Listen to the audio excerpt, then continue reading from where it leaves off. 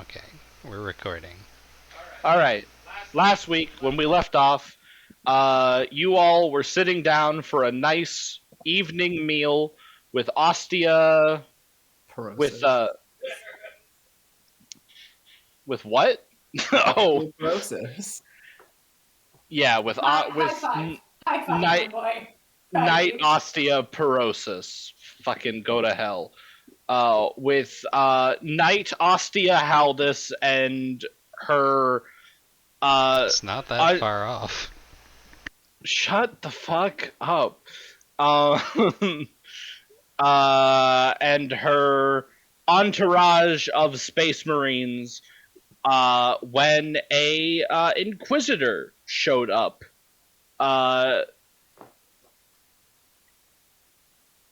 Before I continue, does anyone do anything? I think I previously Pull established our that guns out and kill him. Kill him on the spot. End of game. Fuck it. What is Claude doing? Can I find a hidey hole?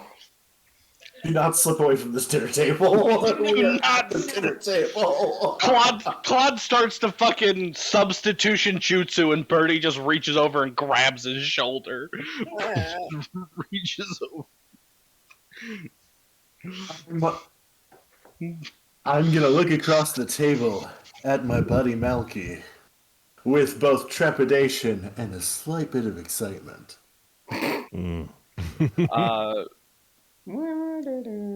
Malky, you are currently none of the Space Marines, all of whom are in like their black carapace, no armor, no weapons. None of them look even slightly surprised that there is an Inquisitor here. They also haven't acknowledged him in any way. They're too busy trying to like coax out old war stories from you, because every single one of these salamanders has heard some weird shit about the normal fucking human who rode with the space wolves for fucking 5 years.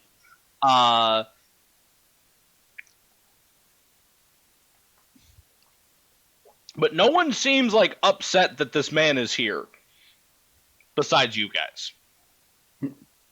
I didn't say In I fact- was upset. In fact, he takes a seat at the far end of the table. I'm going to, lean as the saying forward. goes, no sell it. I'm gonna lean forward before anyone makes any fucking stupid decisions. Good question. Okay. This is a very important question, Harley. Yeah, what's It'll up? determine the course of the night's events. Oh god. It He might. might be an inquisitor, but is he hot though? Oh, Oh, Oh, I mean, from what I know of Warhammer, surely he's got long flowing hair and shoulders like a small shed. well, see, that's how like some space marines are, but inquisitors tend to be a little more grim. So You doesn't know, mean it's not hair- hot. you know what? We will Cheekbones. let fate decide. Lower is better. Oh no. Eh, eh. he's decidedly middling. Yeah, you know, he's nah. Listen, I respect Lord Inquisitor Nick Cage. I'm fine. If he's Nick Cage, I'm definitely fucking. I'm also like terrified by the fact that you called Nick Cage middling and not just kind of bizarre. Middling. Listen, Nick Cage, depending on what role he's playing, can be either No. striking, middling, or downright bad to look at. It's true. I don't want to. I don't trust any of you people anymore. I don't trust it. Anyways, he sits down at the far end of the table where there is a place for someone to eat at, like he has been invited here as part of this dinner. I'm gonna lean and- forward, and I'm gonna Mhm. go. All of these assholes fell over themselves. to introduce themselves. They have completely forgotten basic manners. Hi, I'm Van Elrith. And you are? I am the solution to your problems, Lord Elrahith. That is a very specific name, and I give so much credit to your parents for foreshadowing that on your birth certificate, sir. And I'm going to slide him a glass of whatever it is we are drinking.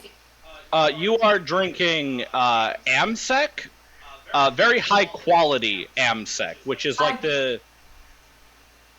Amsec is the, like, generic term for alcohol in the 41st millennia. It ranges from shitty beer all the way up to, like, very high quality wine, depending on how much you're willing to pay for it. Excellent. I'm sliding him a glass of that as I say it. He grabs the glass as it slides across the table to him and raises it and says, unfortunately, I have no name to give you in my line of work. The Ordo that I specialize in, names are dangerous. You may refer to me as Ostia has, as the accountant. Salutes.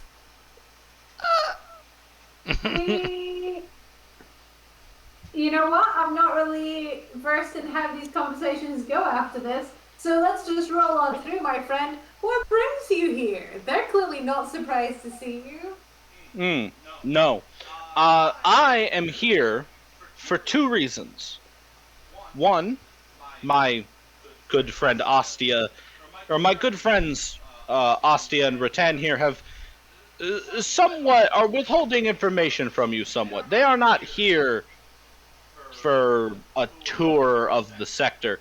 Ostia and Rattan recently, in conjunction with local Imperial Guard forces and further Space Marine or further Salamander detachments, recently turned back a tendril of Hive Behemoth in the Calixis sector, and have been granted a boon by the Departamento Munitorum of Terra.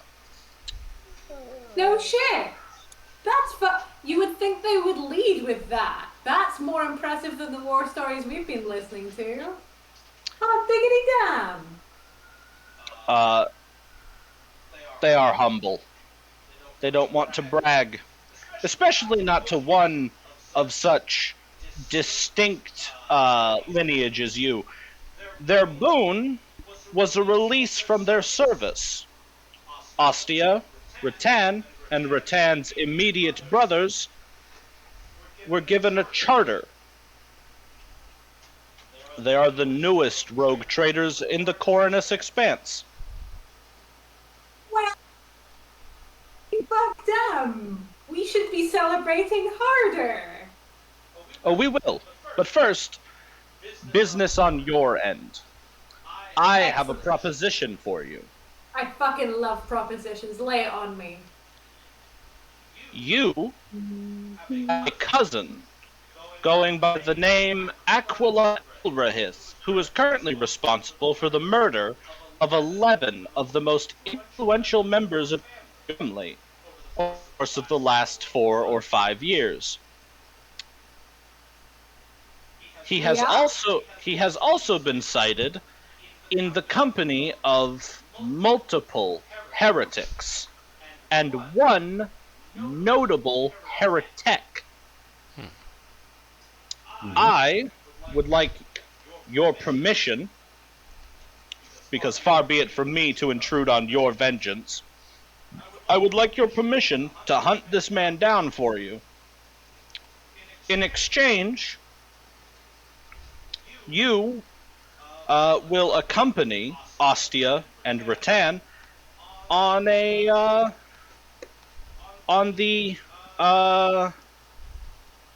fuck, what's the name of the thing? He opens a black journal in front of him and starts flicking.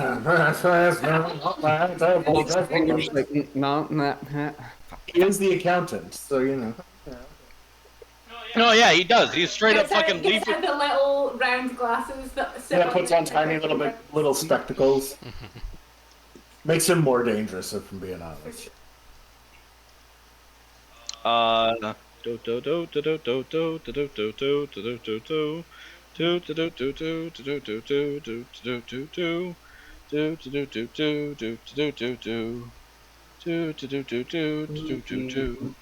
doing? Listen, he hums to himself. He hums to himself when he's looking. I've learned this very quickly. Don't worry about it. She just pours herself a bit more drink while she's waiting. Drink. And drink stuff. Synthahol. I would like to consume more fluid, please. Synthahol. Wrong space.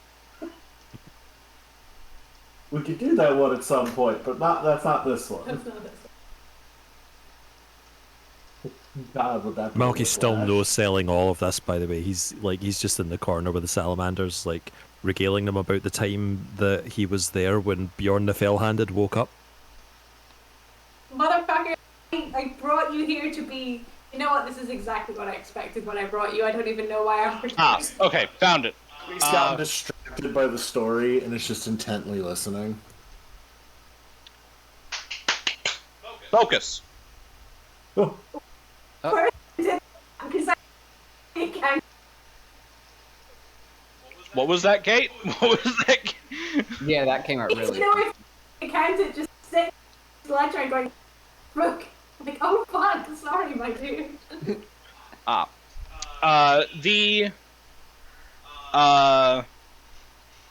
You will accompany Rattan and Ostia and their crew, or I guess more accurately, they and their crew will accompany you as they have yet to acquire their own personal ship, on an attempt to scavenge the Terra in Excelsis, which, out of character, you all know is a Hazaroth-class destroyer that is currently crashed in the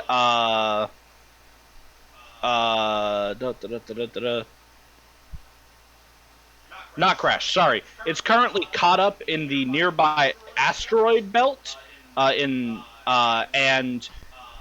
mostly impossible to get to safely. But every 17 years, the twin suns in the system align just enough that there is about a 3-day period when you can get a ship in, dock, and get back out. And it is something of a big fucking deal, because the Terra in Excelsis was, when it was last active, being used as a Space Marine battle barge. That's fun. Every time the chance arises, mercenaries, pirates, other rogue traders, hundreds upon hundreds of ships will attempt to find the Terra in Excelsis and loot it for its goods, and of those hundreds of ships, maybe 4 come back each time. Do they make it to the ship, or do they just die on the way? Yes. Oh, okay. Excellent. the ship itself is going to be war-torn. Factions who have been stuck there for years. So what you're suggesting is that I allow you to wreak deadly vengeance? Will he be dead when you find him, or do I get the pleasure of killing him myself, but after you've found him? I will find him, and I will accompany you to where he is, at which point you may exact whatever vengeance you desire on the condition that the heretic that he is traveling with be delivered to me, to my custody. What do we know about the heretic? Yes? You are welcome to roll intelligence, base intelligence with -30. Oh god. All of you are. Mm. Nah, I might get fucking Fuck's sake. Why do lucky. we need these points in intelligence when I can't fucking use them? I mean, to be fair, you had a -30 to it. Yeah.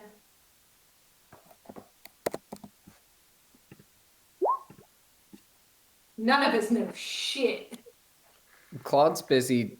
Bertie's You never rolled known anything in his whole 100. fucking life. You rolled Alright, a okay. 100 with a -30 on a 30. Okay, well, so all of you. I was distracted by the fucking story that Malky's telling.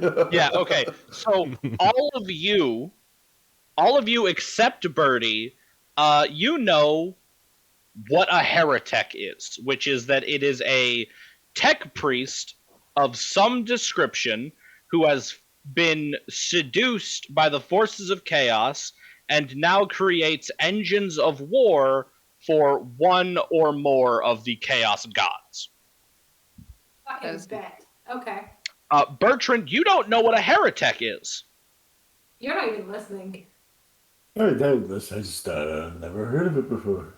Sounds like an asshole. Sounds like nothing. Okay, so you would like Indubitably. us to bring him to you alive, dead, or not particularly bothered either way? All I need is his head and the upper three-quarter portions of his spine. I can do that, Captain. Bet. Okay, so you will go forth and track down my errant cousin. Absolute bastard that he is. And in exchange, when you find him, all we have to do is bring you the head and upper three-quarters of the heretic's spine, correct? Yes, but I will not sell you short on this. Your cousin, while he may be of greater value to you, is ultimately meaningless to me. This heretic, however, is tied into 11 different investigations being conducted by myself and my colleagues across 4 different Ordos jurisdictions. Well, Oh, that's so much paperwork. this sounds like you and I need to have a conversation, because if we go after this heretic ham-handed and half-cocked, we're gonna end up dead and he's gonna be in the fucking wind.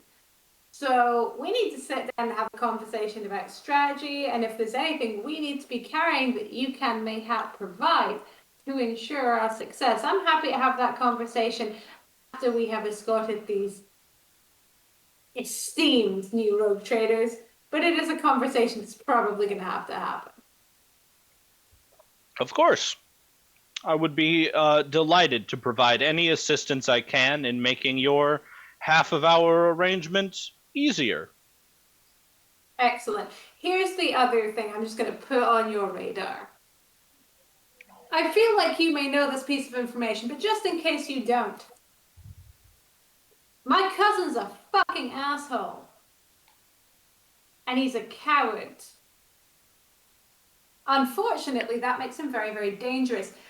If I come roaring up in a manner unlike my usual style, he's gonna know something's up. And I'm a little concerned, given what we're dealing with, that he might sense an inquisitorial presence. Now, I do have a potential solution for you just to think about while you're out hunting him down. I do, in fact, have a second ship in my armada, and I am perfectly happy, my friend, for us to travel together, you on that ship and I on mine. And then when it comes to trapping him, we will circle him and pincer movement that bad boy.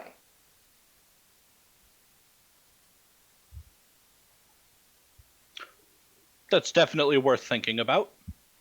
Excellent. I just wanted to flag that because I'm not gonna lie, we are known for, and she's gonna look around her crew, some of whom are listening, some of whom are definitely not. So somewhat prone to the dramatic. And I don't wanna besmirch your position with our bullshit if I don't have to. I'm just gonna put that out there. In the meantime, you should tell us more about this little mission. And Madam over there should reintroduce herself as one of the newest rogue traders. And she's gonna lean forward and like raise her voice to catch Osteoprosis's eye as she says that.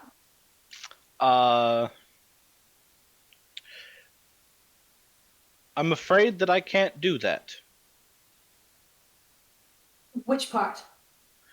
Reintroducing myself. You see, while I may hold the charter, the warrant of trade, I will always be first and foremost a knight,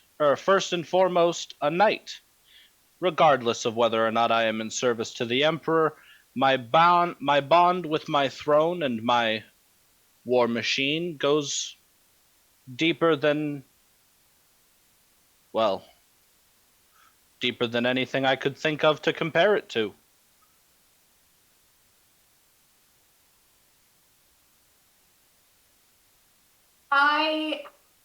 Okay, so question. Are you now knight rogue trader knight? In what order should I give your... Listen, I feel like that was a very good and sincere answer, and honestly, chef's kiss. However, I'm going to big up your moment. Do you know the last time we had a brand new rogue trader? It's been a minute. This is huge. Say! Out of character, I'm not sure what you're asking right now. I'm pretty sure you were the last rogue trader. Yeah, you were the last rogue trader. Like a couple of days ago. I'm a dynasty. Hold on. It was only a couple days ago for you guys. It's been almost a year. And also, I didn't. It's still fairly recent. I'm a dynasty kid. I don't count as new, do I? No, you don't. Yeah, this is new. When was the last time we had a new rogue trader? Oh god, it's been at least like 100 years. Yeah, this is a big fucking deal. And she's all Vin's doing at this point is essentially trying to like big up the fact that it's a big deal and get her to unclench just enough to recognize that this is really cool. To get Ostia to unclench? Just enough to recognize she's done a big deal, and it's pretty cool. I don't think celebrate it. I don't think Ostia could get any further unclenched. Madame just said, "I am a knight first and foremost. I have a deep relationship with my war machine." Like, bitch, you became the first new rogue trader in like 100 years. Take a breath. Oh, God.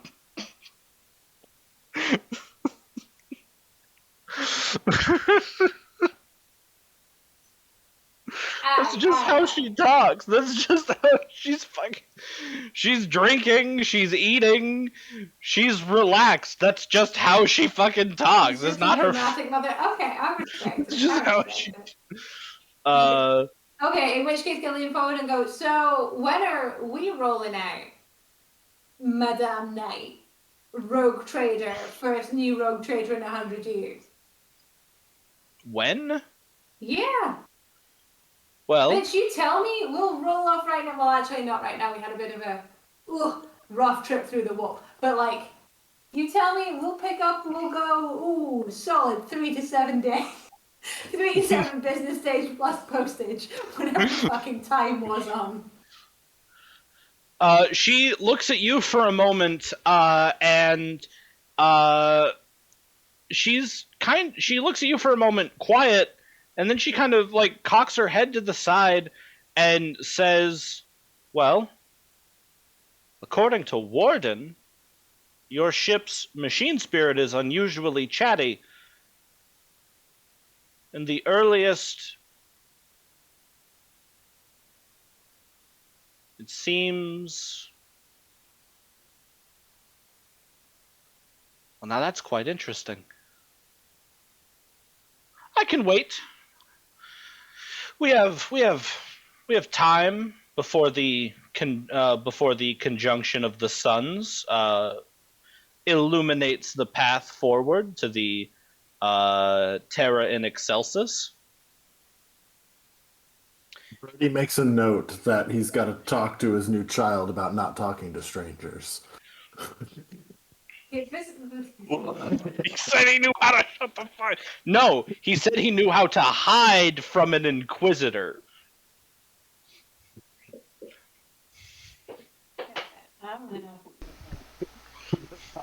There is one. Yeah. Listen. You guys threw the warp a bunch. Weird shit happens. Do you want, you know what? Let's eat, let's drink, let's be very merry, right? Let's all get uproariously drunk, which I feel like half of our company are already fucking working on. And then when the hangover wears off, I'll talk to my tech, I'll find out a good time, and I will fucking beep boop you on the messenger thing, bean ear device. Forget what it's called. You're gonna beep boop her bean, huh? Is that what you're... Okay. I said what I said. In front of the Inquisitor? Goodness. Inquisitor is very focused on his meal. His part of this is done. He does not need to know. He does not need to know about what goes on inside Ostia's luxurious bedchambers. Oh yeah, no, we are making as many crude comments in the next 30 seconds as possible because I need this man to continue to turn his ears off and not on.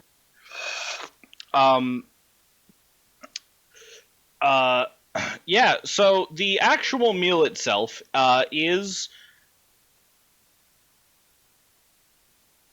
You just spent about a month in the warp, eating presumably recycled crewman salsa. So the fact that Ostia has somehow managed to get fresh meat, not people meat, for this meal is a wonder. You're eating like real food that grew in the ground somewhere. Biggity damn.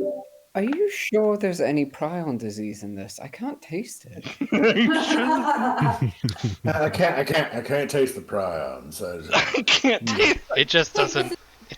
My fucking madness meter like it should. What the fuck? I don't know. I feel suspiciously without headache. The urge to Start shaking and not hallucinating. A good meal if you can't, watch the years of your life tick away. The navigator passes the shaker of prion disease across the table.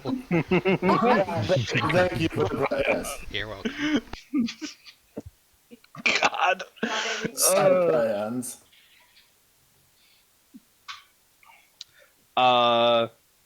Yeah, I to be the most gregarious and social it is possible to be, because I need everyone to be thinking about that and not 4 or 5 of the other things that we were told during the course of this meal.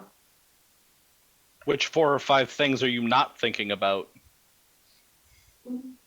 I need everyone else not to think too hard about your machine spirit is very chatty. I mostly that one actually.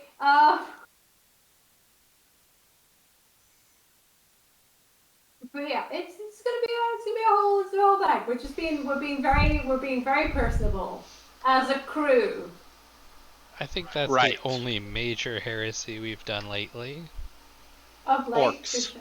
Oh, right, the orcs. Well, Oh, right, the orcs. you know, you get a couple orcs now and then. Question: how personable are you being? You're fucking right. I've been in the walk for how long? Yes.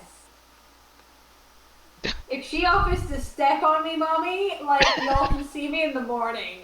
Let's be clear. She has claws for feet if you get stepped on. Just warning you. She has claws. Worth it. Like metal robot claws. Things you do for a good leg. I don't know what to tell you, Fair friend. enough. Enjoy.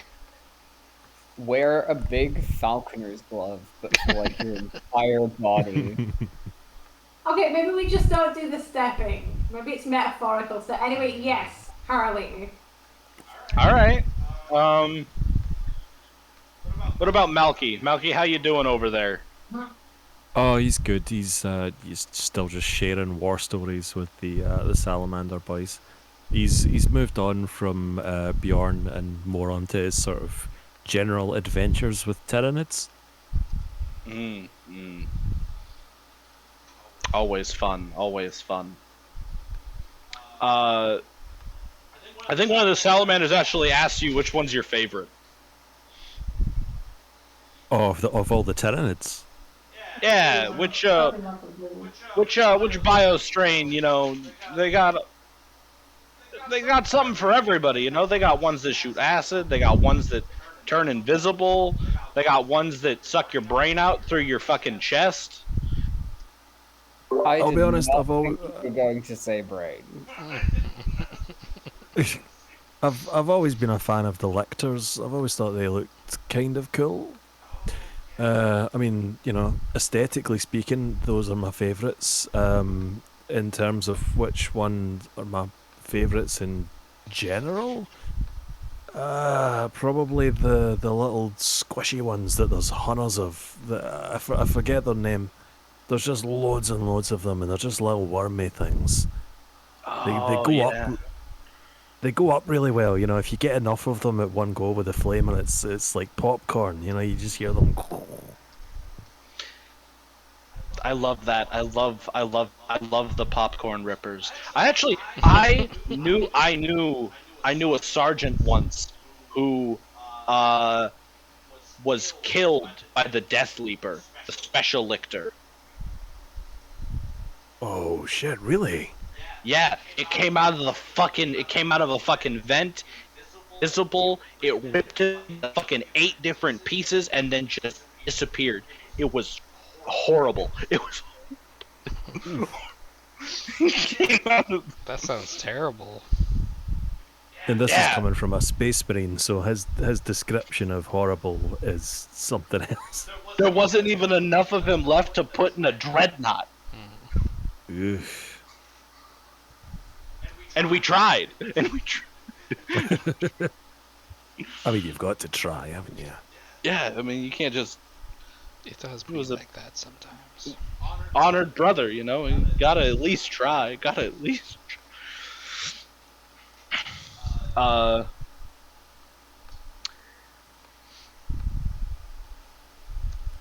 He's gonna be like, just well, boys, it's been a pleasure, but I'm afraid I must go and make sure that my captain has everything she needs.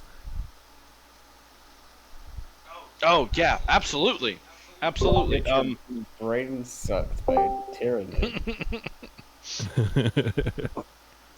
Hello, So you- Deb. None of us have died yet. The space Yeah. cops are here, and we're fine. Yeah. It's Apparently. all good. So Malky's gonna swing back over to "Oh Captain, my Captain" and be like, "Listen, I was sort of half listening while I was telling stories. Did he mention something about the fucking machine splinter?" Fuck up. No. What's that? If you be specific. My captain's gonna turn around and step very unceremoniously on his foot, quite firmly. I'll pull back a bit. No. Apparently, her gesturing over, kind of very like over the shoulder at the knight. Ostia waves back at you. Hi, Astia. Yeah, apparently her tech priest, talked to our machine spirit.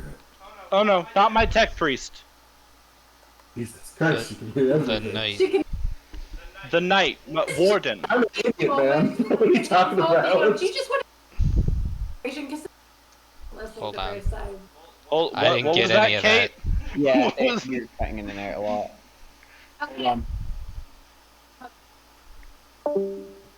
Oh. Hello.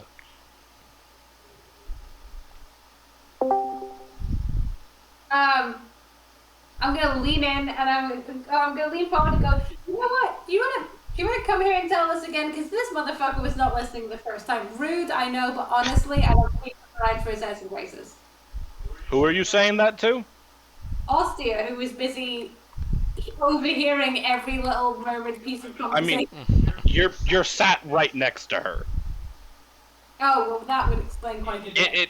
It goes her at the head of the table, you to her immediate left, and then Birdie to your immediate left. Oh, I was assuming we had done the dinner and we were back. I didn't realize we were still at the dinner table. Oh no, I mean if we could move from the dinner table if you'd prefer that. I didn't know. No one established dinner table end.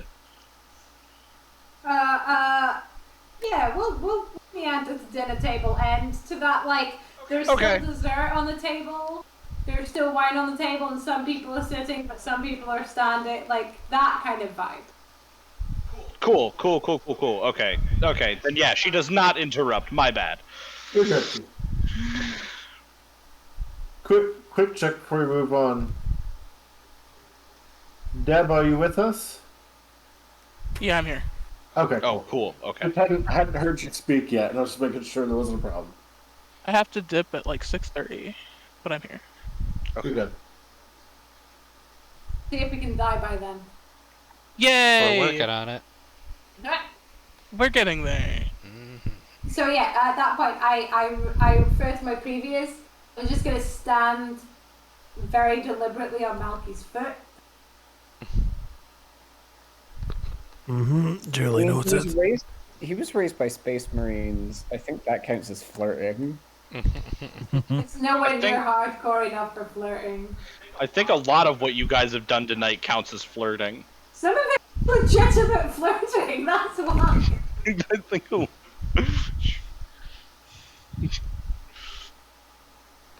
Space Marines don't have a sex drive, though. They do. Space Marines- Space Marines don't. In using a series of adapters. Space Marines don't usually have a sex drive. She's got a war machine that she has a deep appreciation She's for. not a space marine. That's true. She's not a.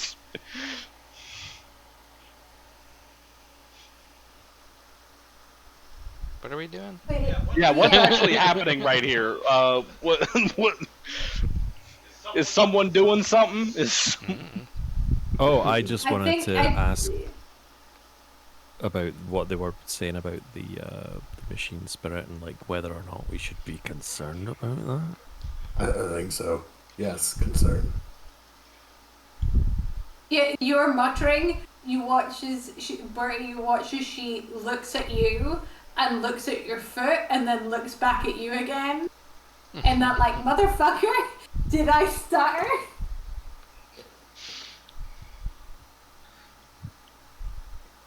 I'll put a check on that. That's good. Yeah. I'm gonna.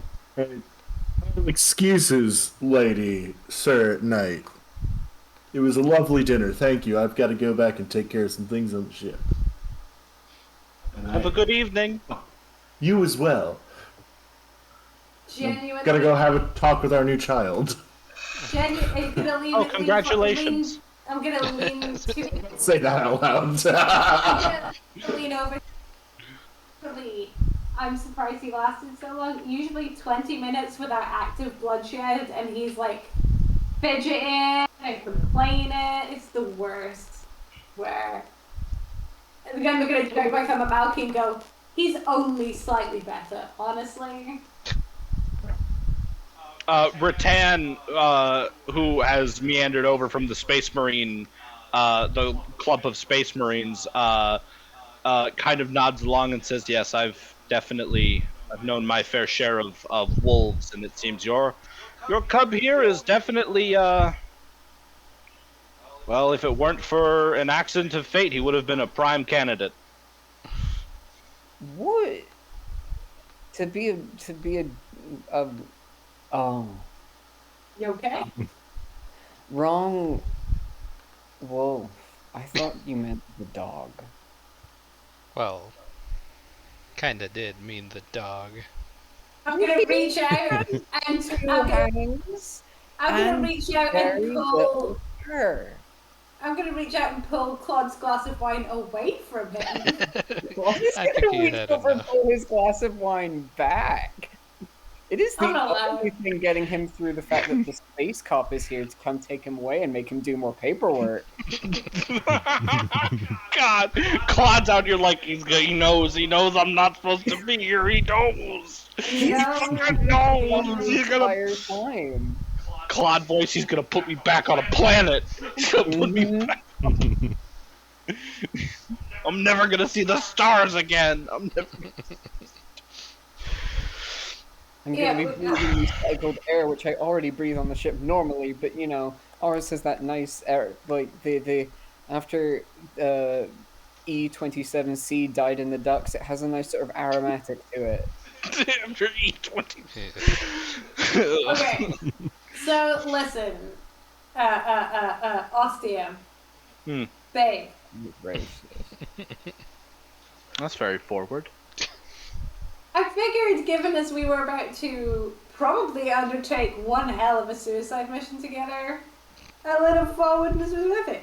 Say we load up into the ship and we tear ass across space, which we shall. It's going to be exciting. Hopefully not as exciting as it can be, but you know, the good kind of exciting. It's fine. And we hit there at the right window and we hit that ship. What do you think we're hitting? Like, Well- I've heard stories, you've heard stories. What's your best estimate? Well, it is a 1,000-year-old space hulk floating aimlessly amongst an asteroid belt that's been attempted to be looted hundreds of times since then. Very few people have ever come back. Odds are, mutants, demons, maybe even gene stealers. I don't think any of us are wearing jeans. We tend to go cats on this shit. We are very chap heavy. I never thought, because they're I'm hosts. gonna look at the navigator. This is a gene stealer for those of you uninitiated. I'm gonna look at the navigator, and I'm gonna look at Claude, and then I'm gonna look at the navigator again. I'll take Claude somewhere to. Come on, Claude. I don't even give an excuse. I just like pull him. So talking about babies is fine, but discussing the trouser habits of our ship is not. You've had enough. I think I'll be quite familiar with the trouser habits of your ship by the time our mission is over. Yes, you Before will. the night is over. Oh, Now he's being Captain, bold. knock on the door. Good night. Yeah. Claude will go with minimal resistance, but he's still holding very tight to that wine glass. Okay, you can keep it. Alright, You come got on. Our Fuck. Oh, Who- it's Angie. Oh no. fucking internet working all day. Not like this. Oh, my face for Hold up. This is my terrible Can impression of a drunk person. we- It's not Okay, my Shannon. fault. He cut it. Hold on. Wee. Man, this sounds Hello? terrible. I mean, kind of. Hello. Ish. Hello. Oh, No. no. No. Drop and come back in. Hello. Hello. Hello? There you go. Okay. How about Better. Okay. Cool. What happened? Uh-oh. Uh-oh. Are you fucking kid? Are you fucking kidding me right now? You're a little, Okay, we you're a can- little we can- robot-y, yeah. but you're fine. All right. Okay. So yeah, So we're taking Claude away. Navigator and Claude are going back to the ship. Birdie's already gone back to the ship. That leaves Dom, Captain, and Malky. Yeah. Your pointed look was to take Claude out of here, right? Oh, you're goddamn right. Yes. Yeah, that's what happened. What was the? You don't wear chaps. Why do I think we should have a uniform. It would be good for morale. You wanna talk to the death cult about instituting a uniform? Yes! Cults need a uniform. If you strip them of their individuality, they become more malleable. Claude, when you get back to the ship, I would like you to roll a fellowship test for me Uh-oh. with +10. Yay! Can I institute uniform policy? Oh, That This depends is a on what you question. roll. Can you institute a uniform policy before I get back? I have a good fellowship as well. Claude walking up, still with a wine glass in hand, like, I would like to institute uniforms. Claude, you get back to the ship and you drunkenly stumble down into engineering and you're like, attention! Cultists! We are instituting a new shipwide policy, uniforms for everybody! And then you have to be escorted back to your fucking quarters on the upper decks by the fucking death cultists, who you don't realize because you're drunk are already wearing matching uniforms.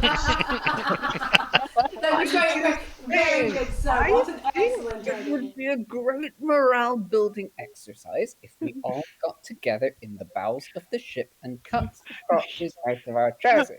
Yes, of course, Claude. Let's get you to bed. Come on, come on. Go to bed. We'll do that right after we're done here. Yep, right away, Claude. We're gonna go and cut the crotches out of our pants. It'll be fine. Just Honk looking at shoe. each other, super confused. Like, why is this happening? To be fair, I think like a solid half of our party are wearing chaps of some variety. It is the uniform. Mm-hmm. Listen, pants are in short supply on Hero Forge. Birdie's wearing chap. Claude is wearing chap. Explorator is probably wearing chaps. We just can't tell. The Navigator could be. Fantrax could be. It's like half-ish. There's chaps going on somewhere. As the Navigator and Claude leave the dinner, so does the Inquisitor, and the group of Space Marines are kind of huddled together, whispering about something before one of them walks over to you, Malky. To you, Malky, and then kind of looks past you to Vin and is like, and says, my brothers and I would like to extend an invitation to your... Leans over to you, Malky. What position do you hold on the ship? Oh, Missionary that's a most good of the time. question. Yeah. Technically speaking, missionary, yes. My brothers and I would like to extend an invitation to your missionary to allow him to bunk with us for the night. His stories are interesting, and we'd like to spend some more time reminiscing about. They're gonna bone. Very, very distant. Hello, Vantrix Cull. Welcome to the Hey, world's worst dinner party. Welcome. it's been great. What the fuck are you talking about? There's a cop here and no one's died. I don't know. No one's died or been arrested. We're fine. Yeah. I'm gonna stand in front of Malky, and I'm gonna spend a minute to like pat down his shoulders and like straighten his collar. Alright. I'm gonna His get collar, finger- which is a wolf fur. Yes. Listen. It is exactly as bad. And like combs the wolf pelt so it looks suitably disheveled. We don't want anyone making fun of him. Yeah, right? And then, so, gives it that, and then she gets her finger, she starts whacking her finger and goes, now, no biting. Say yes, Captain. Oh, me. Oh, me! Fucking. We've literally been straightening you for like 30 seconds and you're suddenly surprised that you look at Oh, yourself. me? Who the fuck else would bite? Who the fuck else? Why on Birdie's earth would I- gone. Why on earth would I bite them? I'm not a savage. Listen, we all know if it gets to fucking roughhousing and the difference between you and winning is getting a bit of fucking teeth action, you would bite, and I'm very proud of you, but now is not the time, okay? Captain, if you genuinely think that I could take down a space marine in hand-to-hand combat, then I am very flattered. Boy, I think you could take down a space marine with your teeth, but I don't think that's necessarily what we're talking about here. Anywho, no biting. You play nice with others.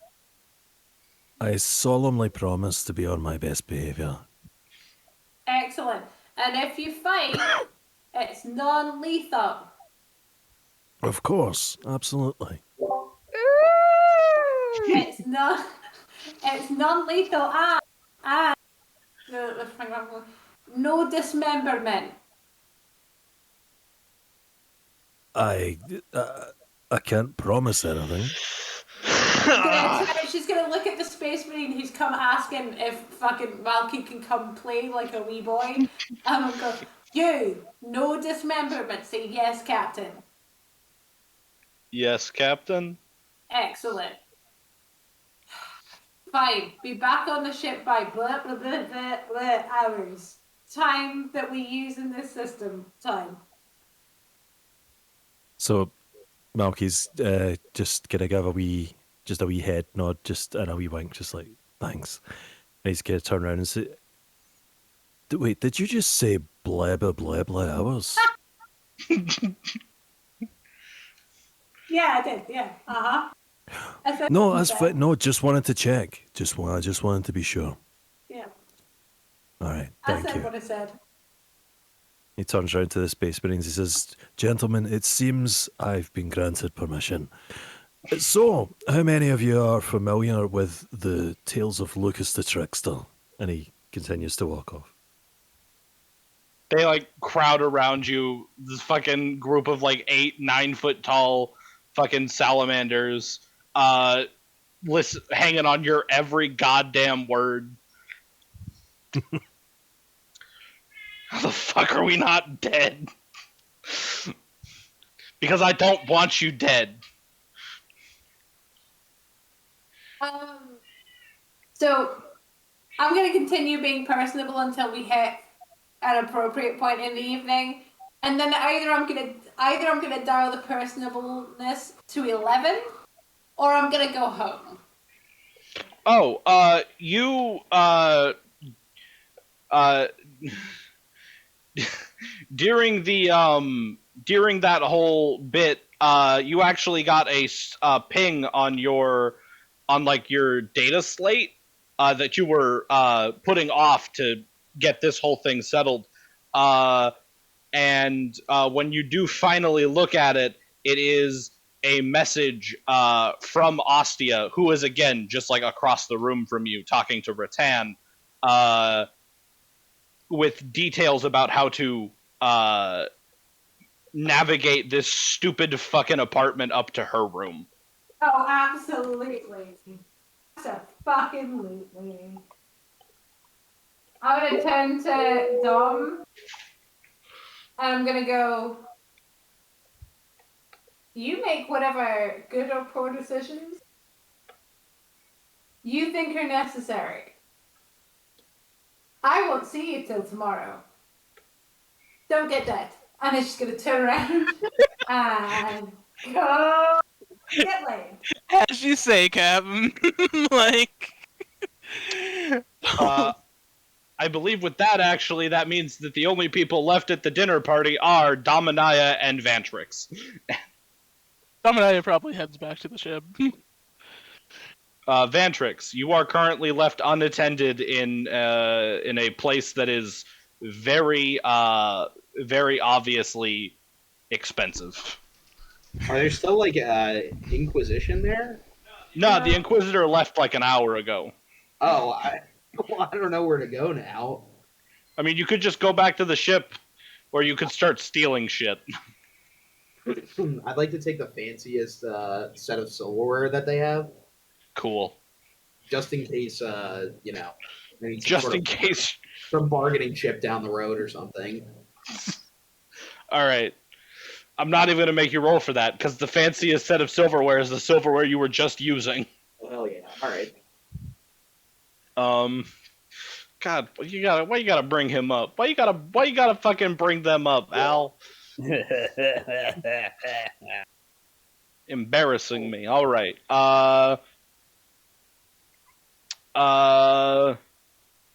Malky, Captain. Roll for action. Yeah, roll fellowship or toughness, whichever you think is more fitting. Give it. Hear me. I You can't know- hear you. As a rogue trader, hear me out, right? Very, very skilled in the whole negotiation, talking, gift of the gab thing. Yeah. So I'm very skilled in the gift of the gab. Can I have a plus 10? I mean, Sure. what are you talking to? Not for Actually, just out of curiosity,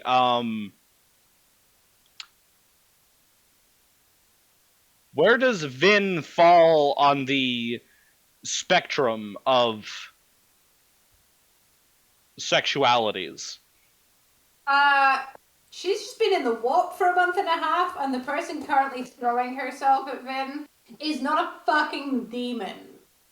Well, to be clear, it's not a person, it's two persons. What a Rattan- good fucking time. Yeah. Rattan is also there. Bet. We work out a rota, everything's fine. Oh, Yeah.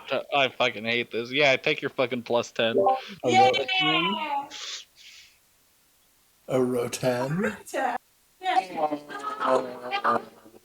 Wait. Use a Are you gonna fucking fate? Are you gonna fucking fate point it? Yeah. Yay! I give moderately good. Congratulations, people.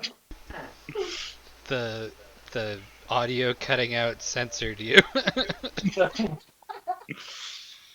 is good. We don't want to get demonetized on YouTube. Like we're monetized. Get out of here. Hey, some of these videos get views. Mostly it's me checking my notes, but mostly. You never know. I'll take my 0.8 degrees of success. Thank you very much. Yeah. You get Rattan's contact information. Oh, And also Well, no, you already have Ostias. Oh, okay. Okay. Bet. And when Rattan is putting it into your data slate for you the next morning, he puts a little heart next to his own name. Bold. Okay. Wait, I'm not up on. I assume 40k is not like an emoji system, so we're back to like the 2000s, like the less than sign with the 3, right? We've gone old school. Yes. Excellent. Malkador. Yes. Come on, son. Malky is currently trying to. He's taught the Salamander boys his favorite card game from Fenris, and they're just playing that. And he's looked up at some point and said, when was the last time anyone saw Rotan? Rattan bunks with Knight Ostia. Yeah, of course. All the hullabaloo about me coming down here as if I'm coming down to Shaggy's all, and she's the one that's away up to get her hole. Okay, very good. I mean, if you want to. I thought you boys didn't have sex drives. Doesn't mean we can't be courteous. No, fair enough. No, I'm not really into that sort of thing. Doesn't mean we can't. Fair enough. He lays down a hand that wins that round. You boys learn quickly, I'll give you that. Well, it helps. It helps that our courtesy blowjob. It helps to be able to think several times faster. That's true. Bloody hell. Closest I've ever come to getting shagged by a space marine was losing in hand-to-hand combat. And even then I lasted 3.5 minutes. 3.5. I think one of the salamanders stands up from the table and says, "Bullshit. Prove it." I've had a lot to drink. I will preface by saying I have had a lot to drink. However, he's like, I might need to borrow someone's wet. Does anyone have a blade I could borrow? He's assuming that the salamander's just like straight blades will be roughly the size of his chainsword. Yeah, like 4 different fucking Astartes combat knives just materialize on the table. Right, so he just grabs the closest one. He looks at the space marine that said bullshit, and he says, "So is it gonna be you? Or do you want to nominate somebody?" Oh, it's gonna be me. I've met Very well. I've met some space wolves in my time. I don't think no mortal man could last 3.5 minutes in the Ring of Honor with a space wolf. And I think this is going to be a weapon skill test. Yeah. He's as he says that, he's just gonna like flip the blade round to underhand and just go, "Son, I'm not a space marine."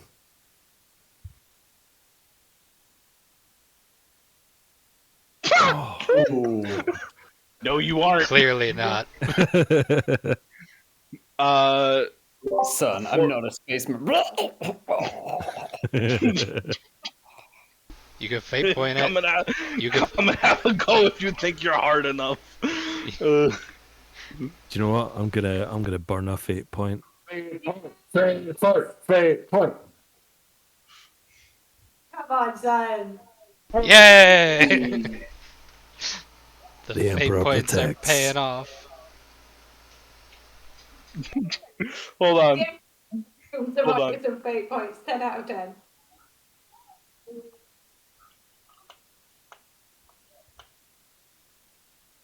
Sorry, hold on. Give me 1 second. I'm just internally canonizing that as at some point Malky was like, "Oh no, this is it. I'm Here we go." fucked. There's no way I'm winning this." Then he heard the voice of the Emperor. Excited to find out that canonically they call it the Ring of Honor, which is a bit grandiose. Yeah. I mean, the Salamanders are a more noble breed of Space Marine. The Fenrisians probably just fucking throw down in a circle of chanting fucking muscle dudes. Yeah, the Salamanders have Ring of Honor, the Space Wolves have WWE. They're both wrestling companies, but one's for the connoisseur, you know? So you don't win. Let's be clear here. Oh, you no, do not, no. You do not win this fight, but you do break your record. You get 3 minutes and 37 seconds before the Space Marine, before this Salamander fucking like gets you in a weird fucking Space Marine chokehold and you get fucking slept. When he comes up from unconsciousness, he's gonna look around the room and say, "Well, what was the time?" Another fucking like Space Marine sized cup of Amasec gets put in your hands like you. Good. The time was good. I'm just gonna take a big old swig. Say, well, now that that's done, can we get back to playing cards? Yeah, we can get back to the cards. All right.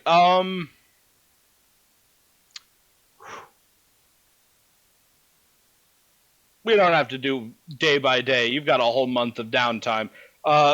Okay, going down the list. Birdie, Yo. you have 1 month of downtime. What do you spend it doing?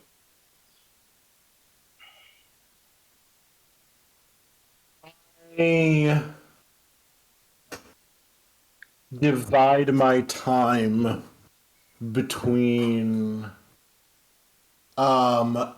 making sure the mining vessel and its crew can fucking fight, and training with the Death Squad. Excellent. Potentially at the same time. Potentially using the Death Squad to terrify the crew of the mining vessel into fighting shape. Excellent. Go ahead in that case, and give me either a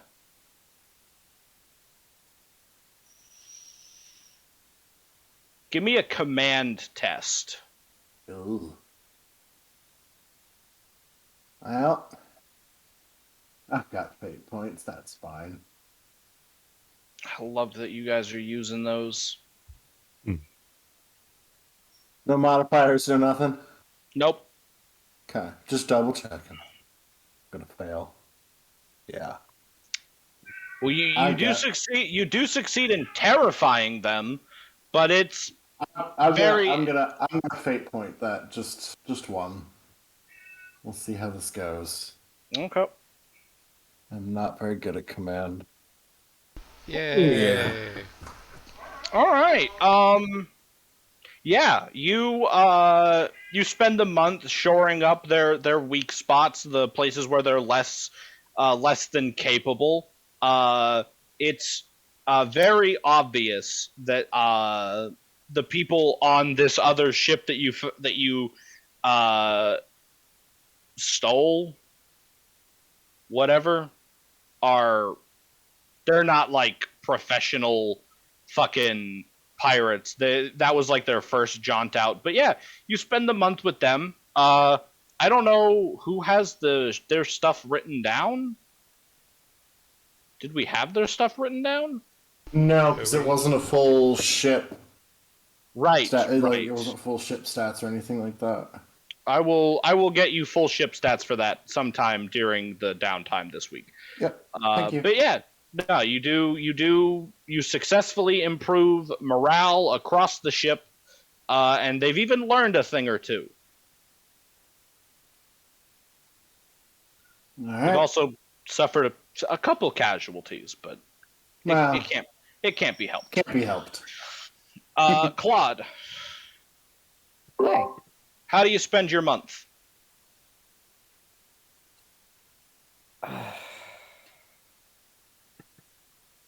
Oh, also, this is a point in time where if you want to do any acquisitions, this is the moment to do them. If you want like new gear. I can't think of any new gear I want, and as funny as it would be to have Claude try and chase down the like chaps thing, he wouldn't.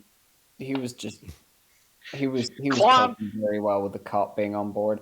Claude wakes up the next day with a hangover and sees a note that says Institute Shipwide Chaps, and just fucking Has just fucking- no idea.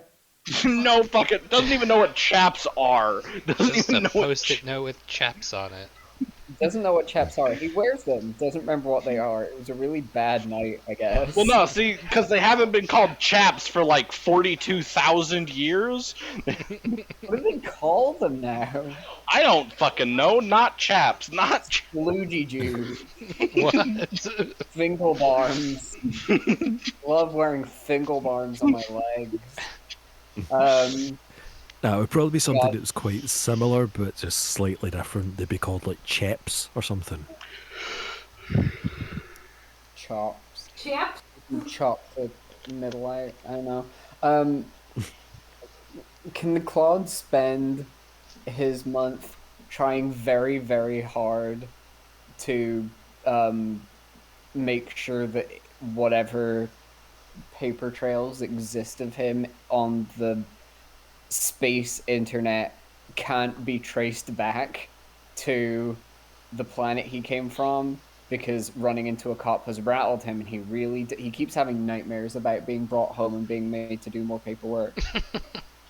It's not even like he's standing in an office and there's a mountain of paperwork looming down on him.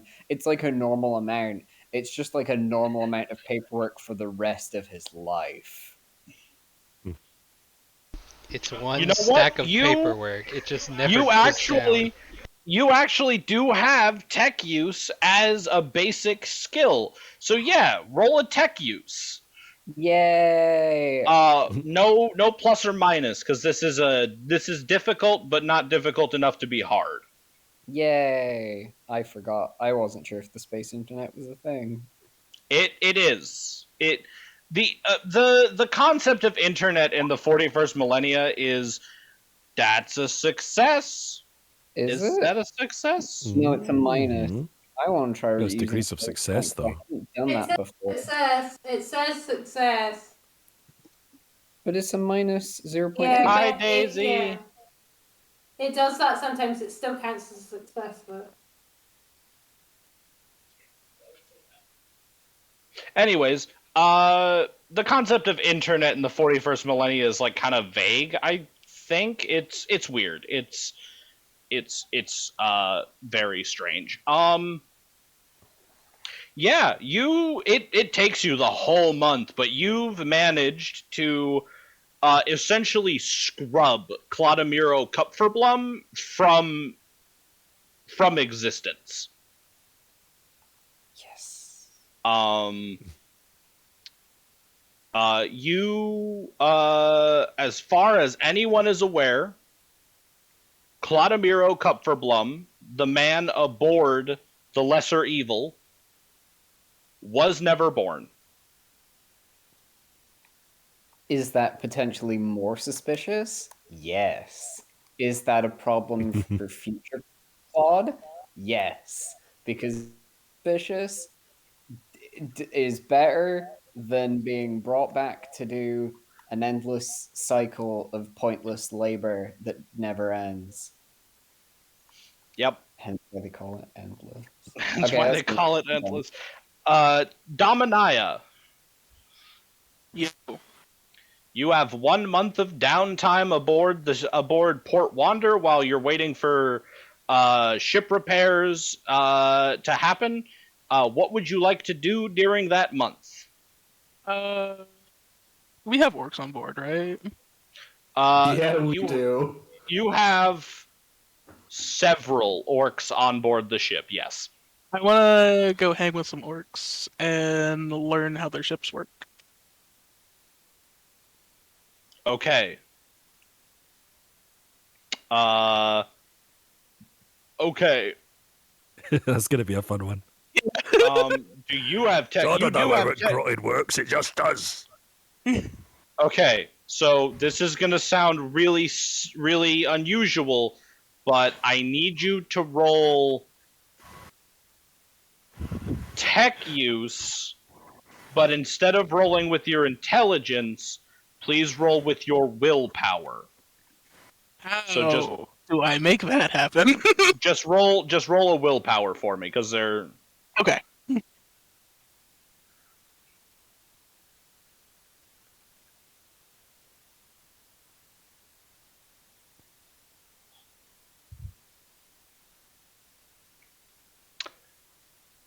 I Okay. will also use a fate point. okay. I Really also burning. like to live dangerously. Really Yeah. burning through those Exactly. today. We're using them only for the best things. Of course. Let's go. Hey, Right you on hit it the right money. on All right. Now I need you to make. Now I need you to make a toughness test with -10.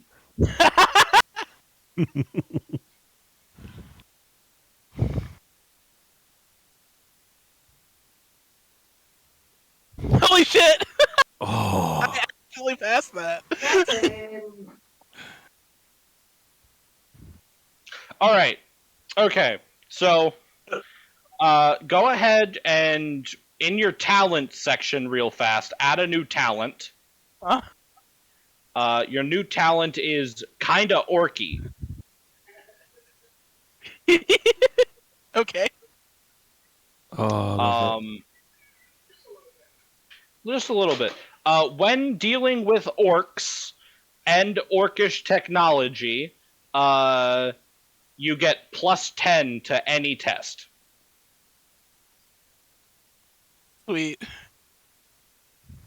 And you do learn how orc ships work. The answer to that question is they work because the orcs say they do. And now you're an orc. Yay! Or at least kinda orky. if you believe you's a orc, then you's a orc. This is all I've wanted. On a slightly different note, the rest of you notice that after this month is up, that Dominaya's eyes are now green. If they weren't already green. We couldn't tell Dominaya was wearing goggles. All right, cool. Dominaya, underneath your goggles, your eyes have changed to like a vivid, bright neon green. Oh, cool. It literally matches the goggles she already had on. Oh no, it's not a talent; it's a trait. Perfect. It's Okay. not going to ruin her outfit, like color coordination whatsoever. The goggles, they do nothing. They do nothing. All right. I love that. Navigator. Yes. You have a month of downtime. What would you like to do with it? Can I make a what do you call it? Acquisition test Absolutely. and also do something else? That depends on how long your acquisition test takes. Will I know until I do the roll? You'll know before. You just have to tell me what you want. Okay. I want to get the selenite pattern void suits for the crew. Which book are those in? It's just the main book. Excellent. Now, when you say for the crew, do you mean for you guys or for the ship? For us. Excellent. All right. So, what is the rareness of the selenite pattern void suits? Scarce. Scarce. So, all right. So that counts. That's going to give you on a ship on a port of this size. You're actually going to get a +10 to your check for a scarce item, and it is going to take 1 week to acquire. Okay.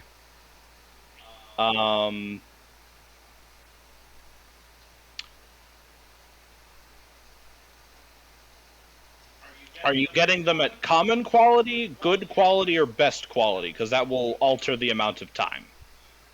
Do I know what the difference would be if I... Let me take a quick gander at the selenite. Void suit selenite pattern. God, I hate how this zooms out every time I click something.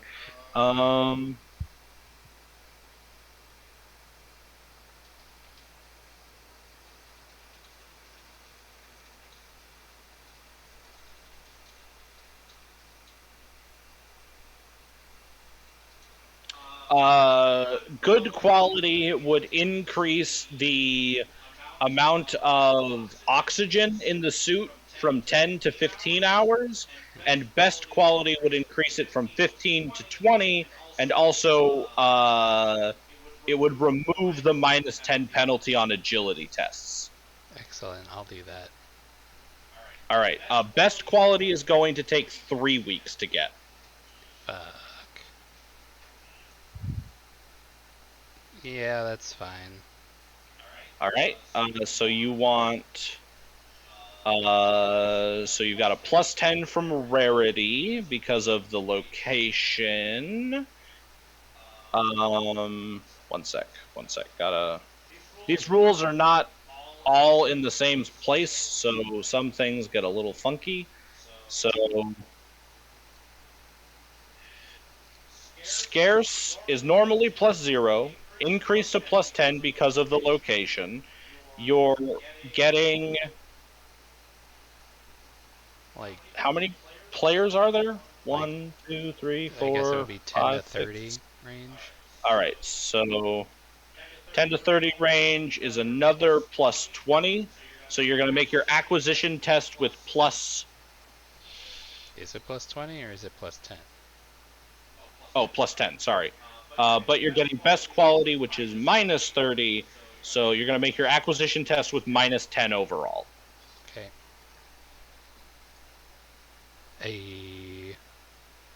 Yeah.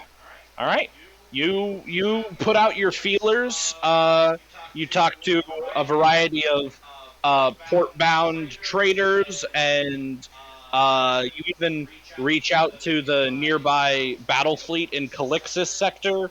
And 3 weeks later, a box arrives with your name on it, and in it are 10 pristine, best quality Selenius pattern void suits. Yay.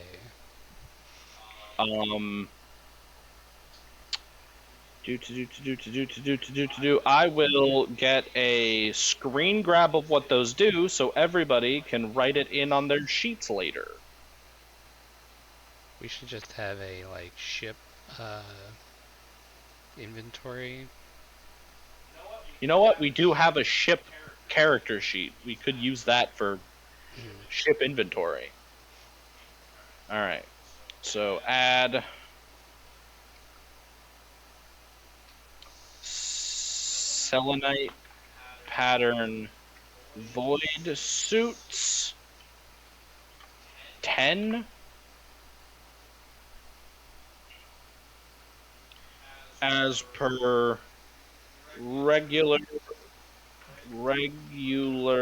void suits but with 20 hours of oxygen and 3 AP, 3 armor on all body parts, 4 armor on head.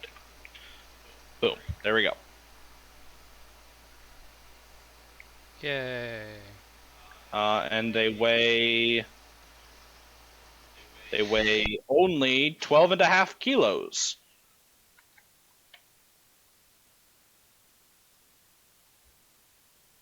Which is actually Are they- 125 Are they kilos. Yeah. Oh. Nice. The ship can hold a massive amount of gear that is not actually calculable on a sheet, but that's fine. There's some other stuff that these suits do, like they have built-in communications, patching kit, grapples, photo visor. It does a bunch of stuff, but that's the important stuff. The important stuff is that it has a lot of oxygen and is also armor, so you could have armor in space. All right, so that is... I guess technically you have a week left. Do you have anything you think you could do in a week? Yeah, I want to start doing. I have my astrographer trade. I want to start plotting a course for the place we are going. Astrographer. Yeah. Yeah. Trade. Trade.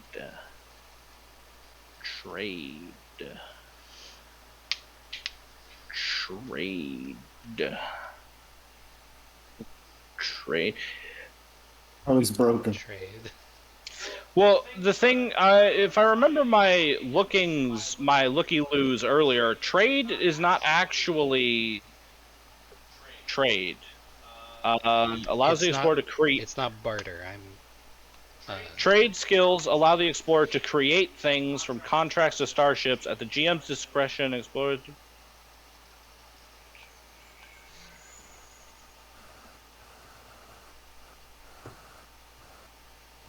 Okay, this is actually going to be 2 tests. Okay. The first is actually going to be a navigation stellar test, because the place you are going is not far enough away to warrant a warp jump. Oh, it's not? No. The asteroid belt that you are going to is in the same, like, hex as Fort Wander. Oh, I didn't know that. Yeah. Okay. Well, I guess I'll try it anyway. Do I have any bonuses?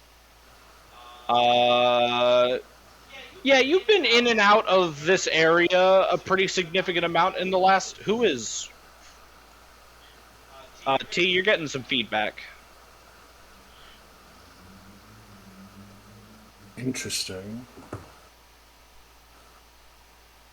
And it's gone. Okay. Yeah, I'll give you +10. Okay. Hell yeah. That is super good. So now, you've got the course plotted. You're gonna get there. It's gonna take you like maybe like 10, 12 days to get there from Port Wander if the gravity waves in space are favorable, which you're sure they will be. Now, if you would like to make your trade test, you can translate the information you have into a star chart that you could then possibly sell in the future. Yes. That is what I Go want. ahead and make that roll with a +30 for your many degrees of success. Yay. Yay. I'm killing it today. All right. Oh yeah. You do not have time to reach out to sell that to somebody, but when you do, you will have a star chart to the... why the fuck did I close that? Interesting. Name? I'm brain empty today, folks. Don't mind me. Star chart.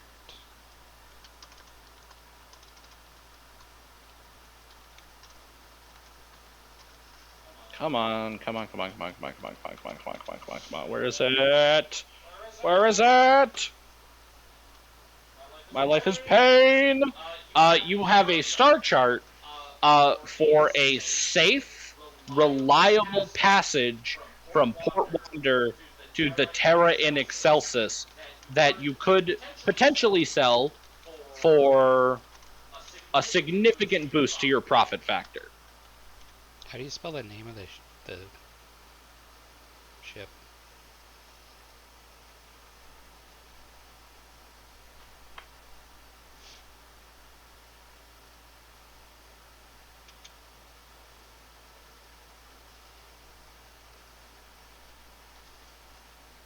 Hello?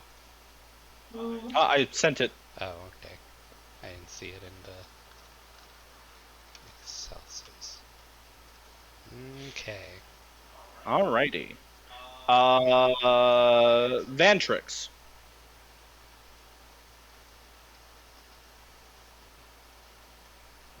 I don't know what I'm gonna do if I'm gonna be honest.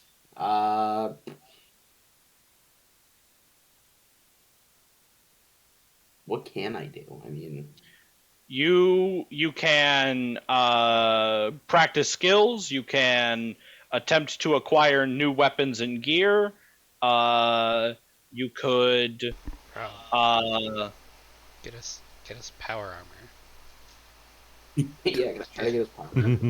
you can try and get the group power armor if you want. Okay, sure. Okay, so You should also probably spend a little bit of that time becoming friends with our new, totally not illegal, definitely not an AI. Oh yeah, this ship. You could talk to this ship. I guess I could. All right. So let's. Hold on, see what your power armor roll would have to be first Yeah. before you do it. Yeah. Okay, so let's go to armor. Power armor. Are you getting light power armor or normal power armor? Not that it makes a difference. Is light power armor like initiate power armor? So you're not getting Space Marine power armor. You're getting like Adeptus Sororitas equivalent power armor. Because Space Marine power armor would be sized for Space Marines. Yeah, I'd like to. I'd like to train my height and weight during this. I'd like to I would like to get fucking tall. Get massive, please. I would like to get yoked. Absolutely fucking beefed. What is the difference between light and power? I mean, I guess it doesn't really matter. I could do light power armor. That's fine. Hold on. Okay, the difference is that light power armor does not increase your character's size and only gives plus 10 to strength, whereas normal power armor increases your size category by 1 and gives you plus 20 to strength. I want to be strong. Give me a big pat. Okay. All right, so that's baseline very rare. On board a port of this size, very rare is in addition to normal stuff, that's also going to be another minus 10. It's going to take oof. Okay, Rob, roll me a 1d5 real fast. 1 moment. 1d5.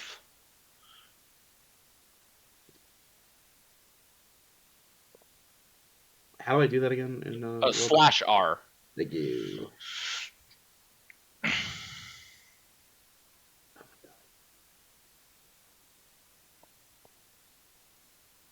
Okay, it's going to take you about 2 weeks. So let's find out the full acquisition penalty. All right, so you're getting very rare, which is minus 20. On board a ship of this size is further minus 10 for minus 30. but you're getting a plus 10 because you're only getting 10 of them. Actually, this is important, Rob. Are you getting power armor for everybody, or are you getting power armor for you? Everyone. Okay, so Can you cast psychic powers from inside a power armor? yeah. Yeah. Librarians do it all the time. Yeah, but they have like special pattern power armor. Inquisitors do it all the time. That's true. Yeah, you're right. Anyways, so for everybody, so that's, again, minus 20, down to minus 30 because of the place you're at, back up to minus 20 because of the minor quantity.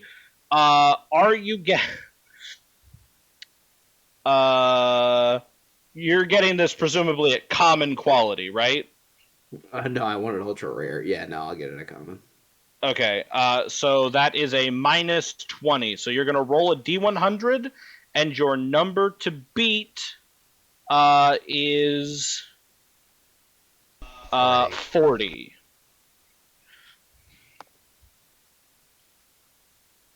My number to beat is 40? Yeah, so you want to get under 40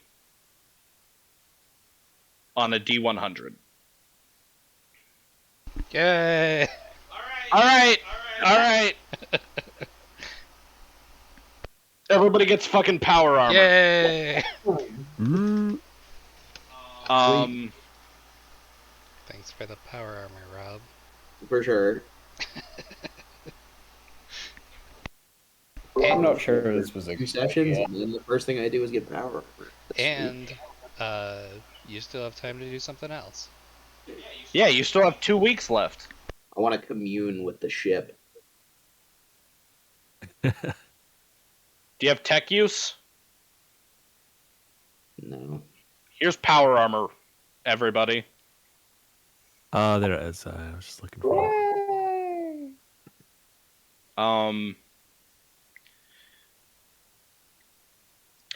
Okay, commune with the ship. Well, the ship is warp touched and also an AI now.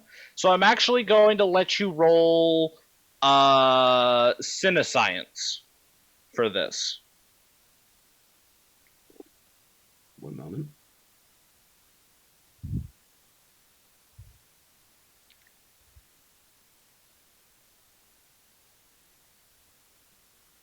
Any modifier? No.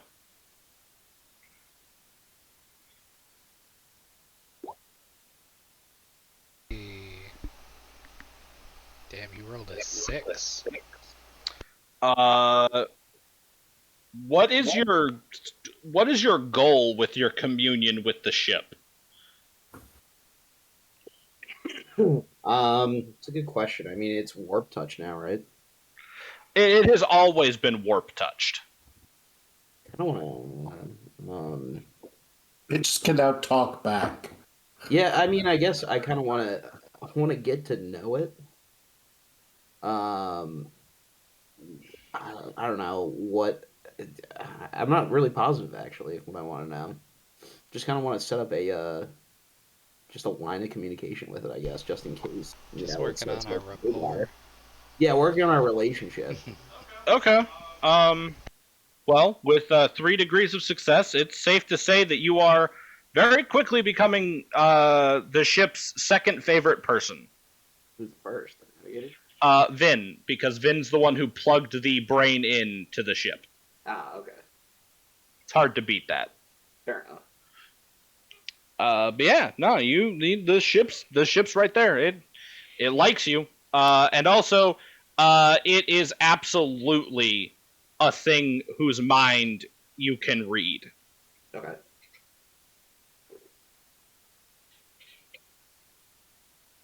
Yeah. I mean, that's just about it. But what I want to do with my mom. All right, Malky. You got your month. What's your? Yeah, Malky has felt like he's been on a bit too much of a hurting spree recently, and not enough of the healing. that's supposed to come with, being a missionary. Mhm. So he's kind of braved his what's the term? Not agoraphobia, not like a fear of open spaces, but like a fear of lots of people. Not claustrophobia, but like if there's too many people around, he Fear gets of a bit. many- Fear of crowds is what you're Agoraphobia? talking about. Yeah, fear of crowds. Yeah. Acrophobia would be fear of crowds. Okay, yeah. So he's kind of braved that a little bit to kind of venture out into the station and kind of offer his services, such as they are, to any like sort of local like hospitals or like clinics where he can just sort of lend a hand every other day. He's Okay. also been going to visit the Salamander Boys occasionally, just to swap stories and stuff like that. He's been working on a translation of some old Fenrisian stories into High Gothic so that they can read and understand them. Okay. Well, for your medical adventures, go ahead and give me a Medicae. Medicae.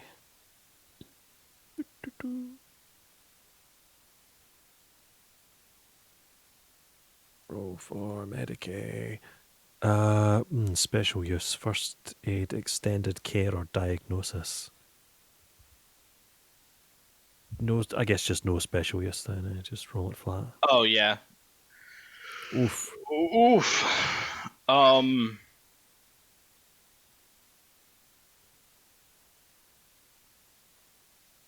Fuck it, I'm gonna burn a point to reroll that. Oh, even worse. I mean, not even worse, but bad. Yeah, you try your you show your credentials to the various tech priest biologists in the med bays around the port. But it becomes pretty apparent to you that while regular crowds can be a bit unnerving for you, being in a room full of experts who are watching your every move is so much worse. You make it to like your first operation on like a dock worker who got his leg pinched in a fucking like in like a faulty engine intake, and you save him, but you don't go back. Yeah. He's gonna wander back to the ship, then just be like, okay, so not that. Then looking directly up, so not that, right? Not physical. Okay, fine, whatever. Spiritual, right? Spiritual. And he's gonna head back into the ship and see if he can find the orcs that are, I don't know. Presumably they keep them down in engineering so no one can see them. They actually aren't allowed in engineering for fear of orcifying the ship. Oh, of course. There is a specific cargo hold in the back end of the ship on one of the upper bays that has been designated the Orc Zone. Yeah, I'll march on through to the Orc Zone. The Orc Zone, by the way, is denoted by a giant like airlock, air quotes, airlock door with like a caution tape strapped across it that says "Do not open. Malfunctioning airlock will depressurize the ship." It's subtle, but it'll do. I'm just gonna get a bump. I'm sorry, what? I'm just gonna chap the door. Oh yeah. He's going to knock. the ship. You knock on the door, and the lights in the hall you're in flicker, and then you hear Lev, and he says, "Ah, hello, Mr. Brinjar. Are you here to visit our guests?" That's right, I am, yes. Excellent. I will alert them to your presence. One moment. And then the flickering dies down and the door opens. And there's, after about 2 months, there's a good 40-ish orcs in this room. They've orcified the room. It looks like a proper orc camp now. You got like boxes stacked up weird. You've got like they've got like a full blown Gork and Mork totem pole in one corner. Walks out of the workout room with Snappa and Paul. Nope, no works here. Paul greets you as like, "Oi, you're that fiery boy." That's right, yes, what a delightful nickname. Hello, boys, you're all looking equally tall and strong today. Yeah, but I'm like a little taller and stronger. Oh no, yeah, absolutely, yes. Had a bit of a brainwave. You're all well aware of what my job is, yes, and I mean outside of the fiery. Oh yeah, you do like that preachy nonsense. Talk about that Yumi Emperor. That's right, yes, the Emperor, yeah. So presumably everyone else has been talking to you about the Emperor, right? Huh? Oh, well, I mean, one of them mechie boys in the red coats showed up. And he tried to talk to us about something called an Omnisaya. Well, I didn't understand. I didn't understand a word of that. And then one of them death cult guys showed up, and he wanted to talk about how the greatest thing we could do was die in service of the Emperor. And I mean, that sounds like something you do fighting, so that wasn't like too bad. But he was really hammering in the dying bit. Honestly, it felt a little targeted, a little rude. Yeah, it's always seemed a little extreme to me as well. But that's not what I'm here for. Is there somewhere where we could sit? Yeah, he reaches up to one of the piles of boxes and pulls a box down. Oh, right, inside, right. And he steps out of the way so you can walk in through the door. Oh, thanks. Yeah, so I'll just take the box and just set it to the side of the door, and sit down and sort of motion for them if they want to do the same to also sit. Yeah. They a handful of orcs kind of all pull boxes down and sit down around you. I want you, all of you, or just one of you, whoever's the best at telling stories, tell me all about Gork and Mork. You see Paul's eyes light up. I'm gonna need you to make a fellowship test. Plus 10. Plus 10. Doink. All right. Over the next couple weeks, you come back to the Orc Zone to talk to them about Gork and Mork, and you even share some stories about the Emperor from his prime when he was a man that walked among his people. When he had hair. And you get a pretty solid understanding of what Gork and Mork are about, which isn't much, actually. They really are just kind of stab guys and or stab guys but don't get caught is really like the main two tenets of orc spirituality. Mm. And every you talk to like in this 2 or 3 weeks you actually managed to talk to every orc in this room, and even a couple of the Gretchen who come out of hiding on like the 3rd or 4th day that you show up in a row. You managed to talk to all of them throughout the course of your time here, and they have all got different stories for what Gork and Mork have done. Some of them are wildly conflicting, but they're all good. Like, they're all solid tales.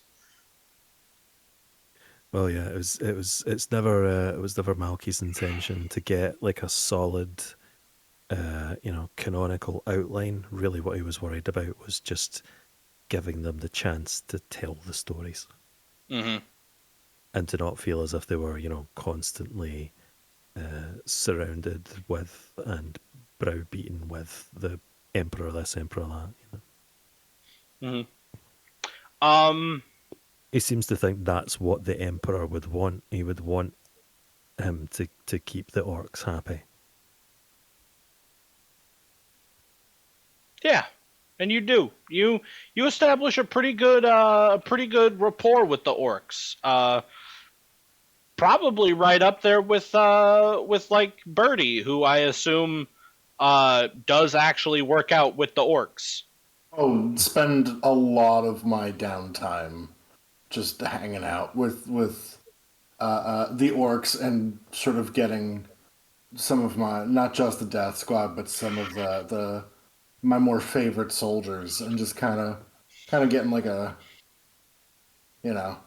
everybody gets workout. Sometimes people fight. We drink a lot. It's a good time.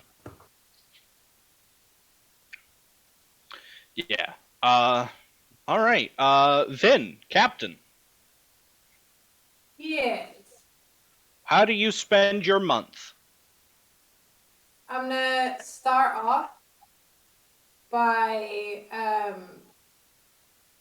dumping some time into researching the leads that we were originally given, other than truck.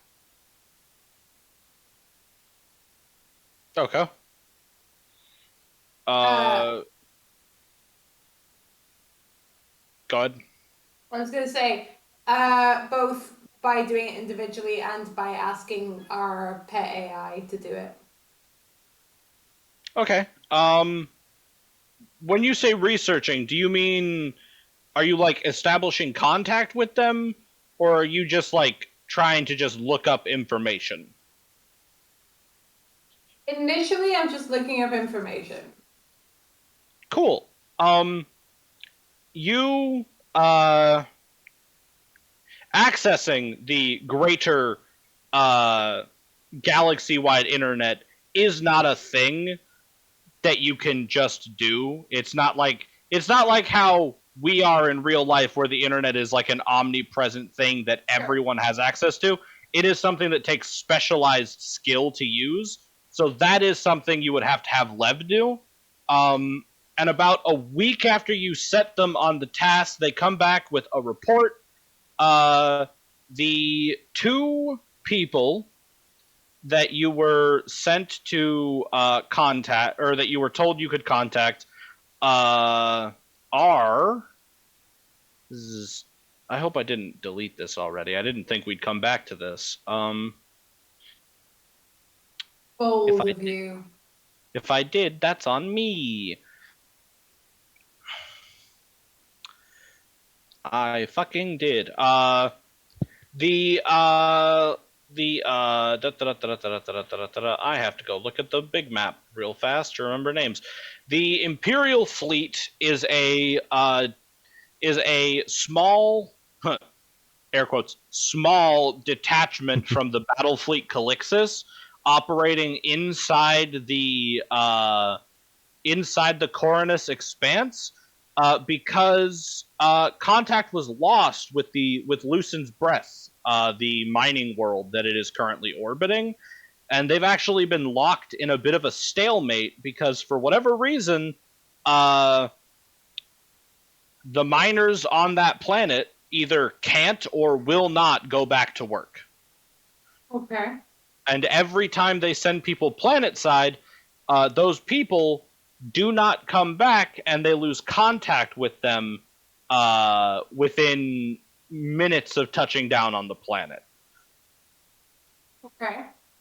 The governor on Retamaron is, according to Lev's very thorough research, not very good at his job. Right. He is the third governor that planet has had since contact with the Imperium was reintroduced. He got the position due to nepotism. He is a heavy drinker. He's not particularly bright. And from what Lev can tell, the only reason the planet is run with any modicum of efficiency is because the man's butler is an incredibly skilled diplomat who is essentially doing his job for him, while also keeping him, while also essentially convincing the governor that everything he does is the governor's idea in the first place. This sounds like a documentary from 10 years in the future about the British government. Uh-huh. You're assuming there's a competent person in there. Bold of you. There is. It's a cat. I've seen him. That's true. You know what, Larry? No disrespect to Larry. He's got a tough job, that boy. Lev has also found, hidden deep in some backlogs from Retamaron, that there has been rumors of a resistance being set up on the planet to overthrow the governor.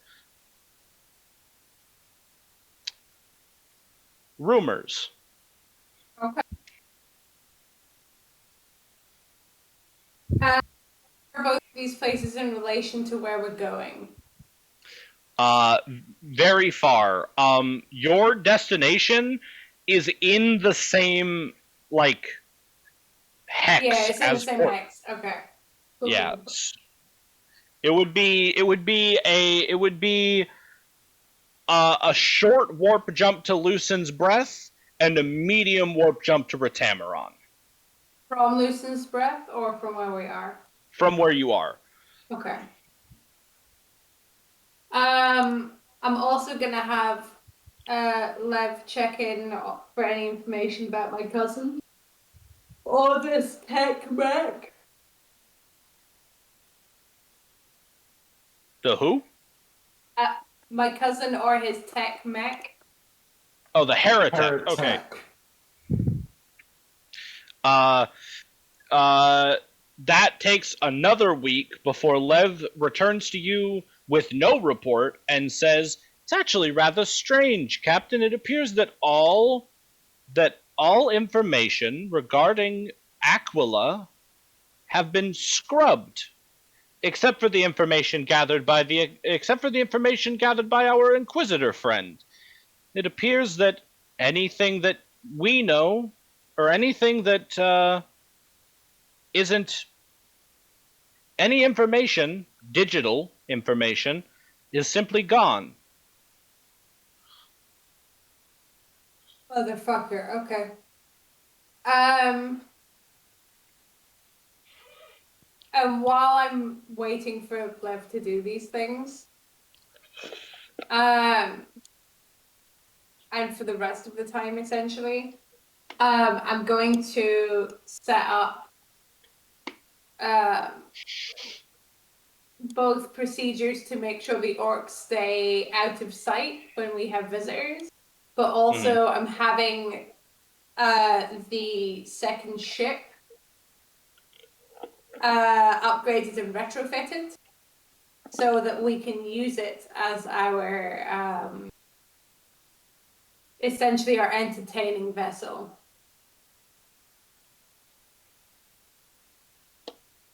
No, Okay. not like that. I mean, literally, rather than bring the people onto the ship where they will potentially see orcs and the very illegal AI.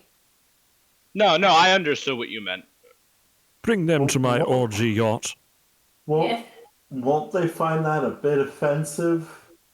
That they're not being asked to come onto the big shiny ship and they're being asked to go onto a retrofitted mining vessel? I mean, to be fair, your big shiny ship is a retrofitted Navy vessel. That's Yeah, true. but it's a Navy vessel.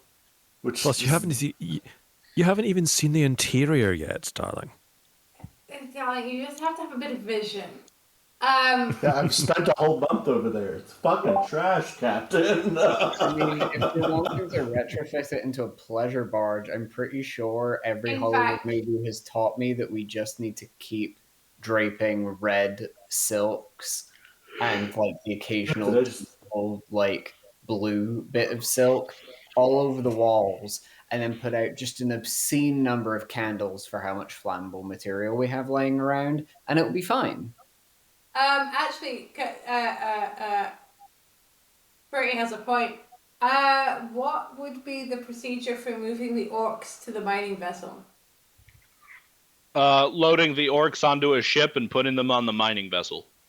Right, but is it big enough to be there without getting fucked up by having orcs on it? Yeah. I don't want to sound like a dick, but won't that, mechanically speaking, harm our ship? It would remove the orc boys from your ship. Yes. Which would also lower morale and... You know what else is going to lower morale? Getting fucked up because we have orcs on our ship. I feel like I should stress this. Mm-hmm. You're allowed to have orcs on your ship. Would the Inquisitor think so? The Inquisitor clearly has other things going on. Yeah, we're not Okay. in trouble yet. Also, yeah. to be No, fair, but I would like to if keep we us move out the of orcs stabbing from our murder ship trouble. to our mining ship, and the They're gonna kill- Inquisitor was wanting to find out whether we were guilty of harboring orcs, I assume they would just check both ships. I mean, at this point, I was more thinking that we could keep them from accidentally meeting. Our ship's But, this okay, big, like a fair. small city. We should be fine. You say that. Okay, in which case, yes, making the other ship nicer, fine. But just sitting down with Lev and having him explain to me what he thinks his hiding procedure is. So when he says he knows how not to be found, what does he think that means? How is he going to do it? And how exactly did he get flagged for being an extra chatty machine spirit if he's so subtle? Oh, well, you see, Lord Captain, under optimal circumstances, if the Inquisitor is ever aboard our ship and accessing a cogitator, I can simply not be in that cogitator. Partitioning my intelligence away from one machine or another is as simple as you breathing air.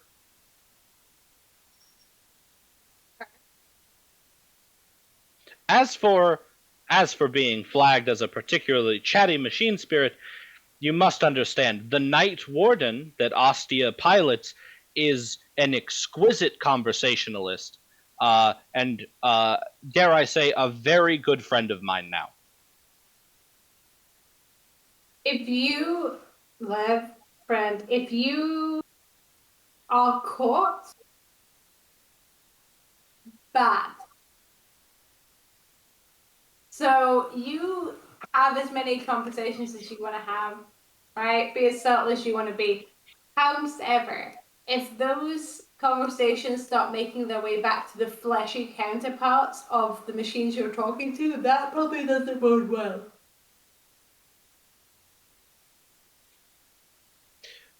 Then I should warn you that Lord Ostia already knows I exist.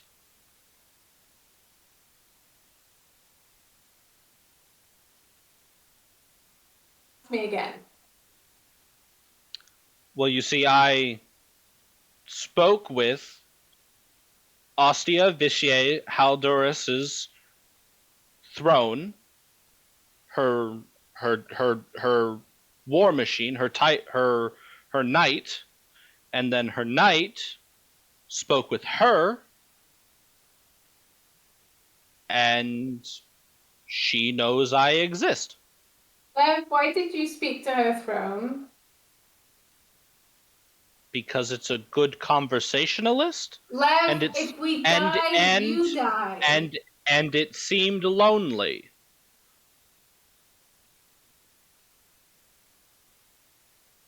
We gotta work on your subtlety, friend. I mean, it's been weeks and nothing's come of it. I doubt Ostia's ratted me out, per se.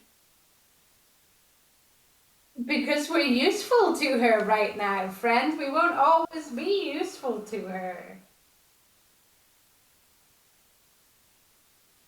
Like, let's be very clear, she and I are on excellent terms at the moment, but we won't always be on excellent terms. I'm not saying you can't intervene when you sense a lonely machine spirit. What I am saying is, I think you're going to have to be a little bit more careful. Duly noted, Captain. Excellent.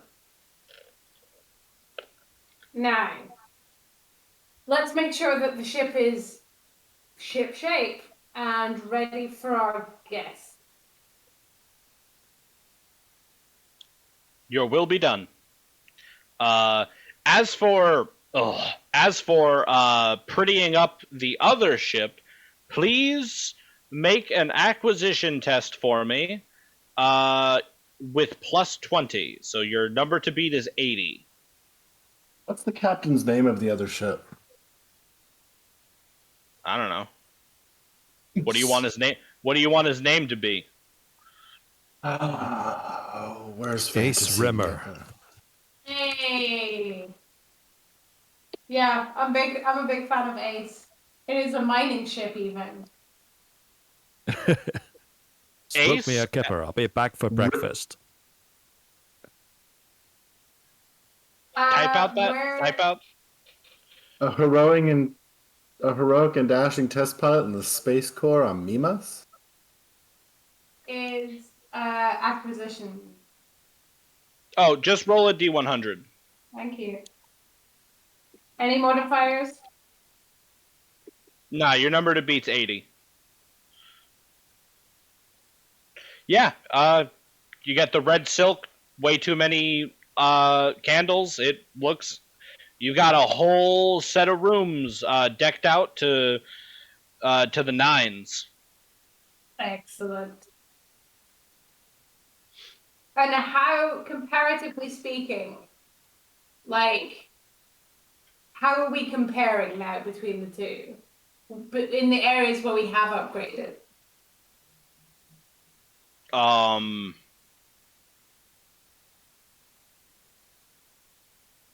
Like this ship's sitting room versus your ship's sitting room?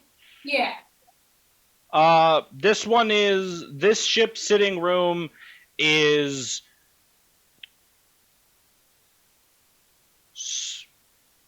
on par with your ship's best room. Okay. Okay. Good. And now that the month is over, the ship is refitted, Lev delivers to your data slate, Captain, a readout of all of the repairs and preventative maintenances that were done. You've replenished your crew, who were very quickly indoctrinated into the death cult. It's amazing how fast those people operate.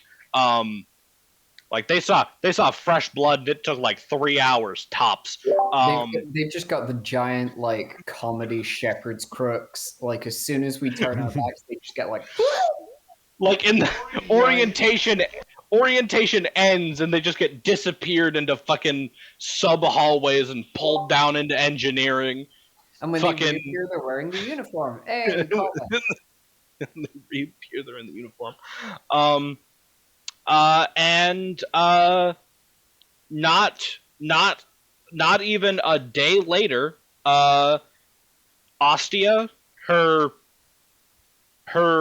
dozen or so salamanders, the Inquisitor, and her mech turn up on your metaphorical doorstep. I'm gonna greet them like on the ramp of the ship. I'm gonna say, so happy that you're finally here. This is going to be an excellent and probably deadly mission. Rattan smiles and says, all the best ones are. Right? I'm fucking stoked. And then I'm going to lean to one side and I'm going to look at the accountant. I'm like, I may have misunderstood. I thought you would be doing the chasing now, or is the chasing later? Oh no, I'm just here to see Ostia off. I have many contacts I have to get into, contact with. I have no time for space adventures at the moment. No, nothing but paperwork and cogitators for me, at least until you get back. That's a shame. Good. So, Ozzy, darling, 2 options for you, babes. First up, in here with us, you know I'd love to see it. Right? Second option, if you want to take like a test run of this whole rogue trader, captain of your own fate vibe, I have arranged, like, we've just finished upgrading the minor evil with all of its fittings. I'm not gonna pretend like it's equal to the lesser evil, but until we get like the greater evil on the go, it's pretty good. I'm pretty proud of it. So like, do you wanna do your own thing and we'll visit? Or do you want to be on the lesser evil? Well, truth be told, I've never piloted anything other than Warden. So I feel that it would be in mine and my crew's best interest to join you on the lesser evil for this trip. Okay. Well, you let me know. Listen, we're not going fucking far. But if you want to do like some day trip, if you want to do some like short spells and practice, you can work that shit out.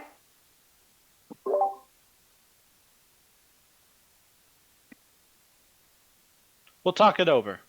Excellent. In the meantime, in you come. We've got your rooms ready. Don't mind any vents twitching in the walls. Just step to the side. The hook will come out, it will go back in, ignore it, it's fine. We try and encourage it. It's better than the alternative, which is what they used to do, where they would just chloroform people and drag them away, which is far more unsettling because then you're just staring down 3 death cultists and someone going The yanking, it's so much better. It's so much better. Even that, like, Claude's underselling himself. He did good work to get us to the chloroform. Before that, it was like a whole throwing people in sacks and then like just throwing them over the shoulder. Like, you did good work, right? The fact that you got them this far, I think, is a credit. And an actual ritual. It was very unnerving. It's honestly, I think you've done excellent work. Good job. But also, yes, don't make eye contact with the death cult. They only really uppity for the first, 24, 48 hours. Don't worry about it. It's fine. Once they get to know your smell, they start to get a bit more friendly. You just scratch them behind the ears. It's fine. They may pee on your stuff. If they do, just sort of grab them by the scruff of the neck and throw them out of the room. They'll get the message. What do I have to roll to keep a straight face? What is that roll in this system? Let How me. is having the death cult not heresy? Because they still worship the Emperor. I guess. Also, it's not. I mean, at that point, it's like, is having wood lice heresy?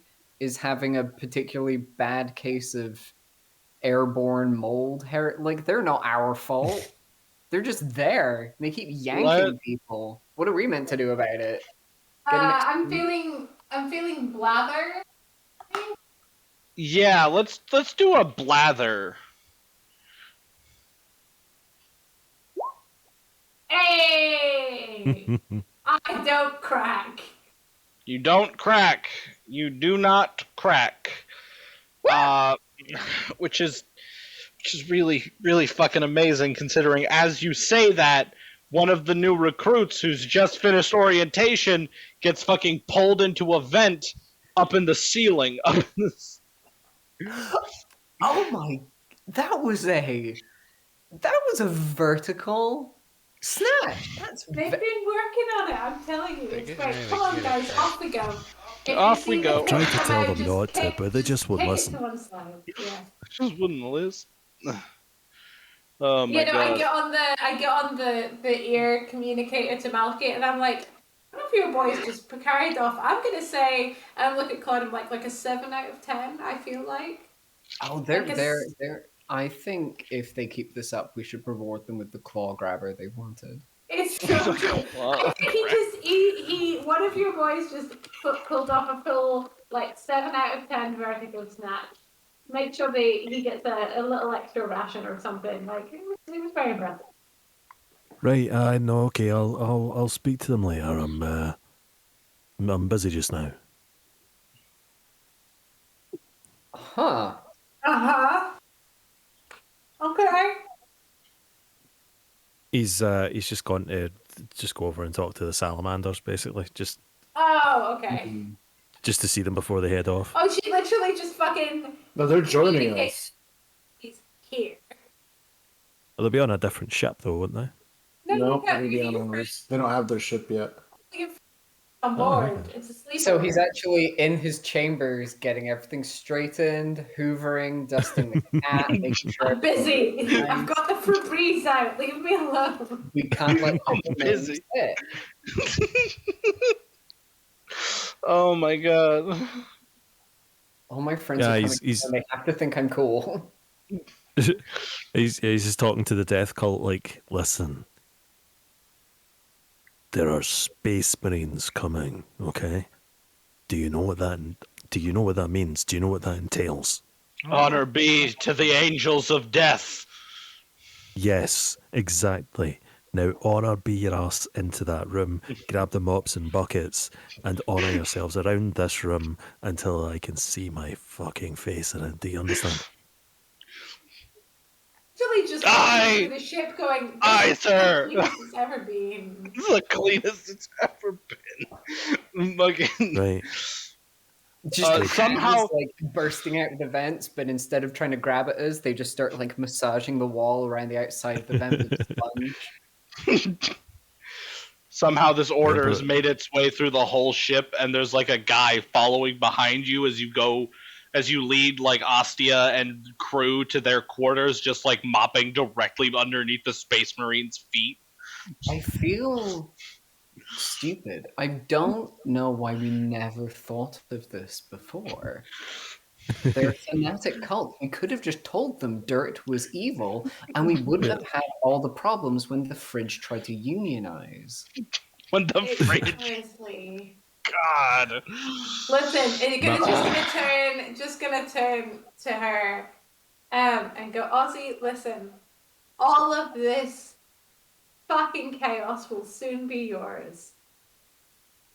Look forward to it. It's interesting. I'm just gonna head up. Woo. Malky's gonna just step out of the room that he was in to where there's like a couple of salamanders waiting for him, and he's just gonna be like, "You're gonna love this. I told them to make the place spotless. They are gonna be busy for hours." I'm gonna be busy for hours. See, all Come I on, let's want go in up to my the galley. I'll life, get you a drink. all I want in my life was Malky to step out with like the wee penny and like a pair of marigolds on. Oh man. Marigold with blue? Are you crazy? All right, you get the Space Marines settled in. You've got like a spare room on the same deck as like the rest of you sleep on, minus Malkador, because again, Malkador is. I really love that you put your stupid little tent down in engineering. I really do. They've got their room. The Space Marines are settled. It's time to do some ship stuff. Which is to say, welcome back to the Expanse map. Aren't we literally going like 2 feet over?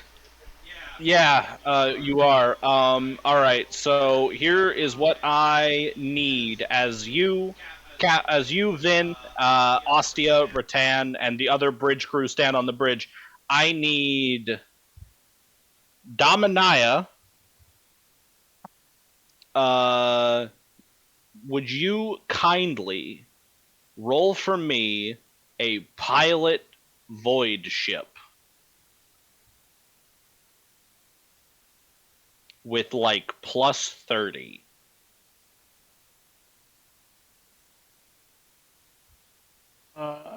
Pilot spacecraft.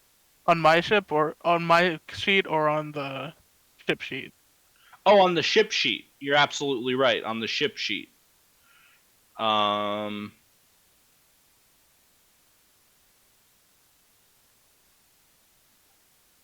me remember Make sure where that is. It's gonna be maneuver. Just make sure to update with your skill, because you actually have a 64 for pilot. I sure do. Yo. So 64. Okay. and then just hit maneuver for me. And you said plus 30? Yeah, actually, I think. No, actually, you don't need to do this. I mean, you can if you want to, because you physically could not fail this check. Actually, That's fair. But we could see how well you do it, though. I can roll for the meme if you want. Yeah, sure. Roll for the meme. There we go. Yeah, all right. 3.7 degrees of success. Cool. Navigator, you plug in your star chart. Homemade star chart, by the way. You plug in your star chart. Dominia, you see it pop up on your cogitator. Fancy. It looks weird. It looks like you know where you're going, like you know the general direction of where the asteroid belt is, and for whatever reason, the navigator's star chart's sending you kind of in a bit of a wide, unusual arc. But over the course of the next 8 days, as you're flying this path, you hit gravity swell after gravity swell, propelling you forward, shaving almost a full 4 days off of your travel time. And you arrive at the asteroid belt at the point where the Terra and Excelsis should be, just in time for the suns to spin around into just the right position that the gravity pulls the asteroid belt just a few kilometers apart, and the ship is there, sat dead in space, no lights, no void, no lights, music. no lights, no void shield, but nope, goddamn, no lights, no void shield, perfect for plunder.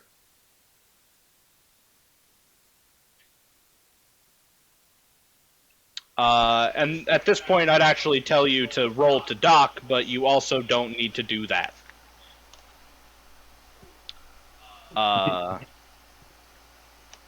Because you're so goddamn good at this, and this ship is so maneuverable that you could not fail to do this. Actually, that is a good question. Do you want to dock, or do you want to go over in your landing craft? Is there a reason not to dock? Can we? I mean- do we have to detect to scan for life signs and such like? I Good mean, question. yes, you do actually. You have an auger array on your ship. You have a. Let me take a quick gander because I think I actually gave you a good auger array too. You guys have a deep void auger array, which gives you +10 to detection. So, if you want to roll a detection, that would be, you would roll tech use plus your detection bonus, which is 20. Who has tech use? I have tech. I have tech use. I have a little bit of tech use. I also have tech use. Probably better than mine. Sounds What like is a your... good thing. Yeah, go ahead and roll tech, Deb, with +20.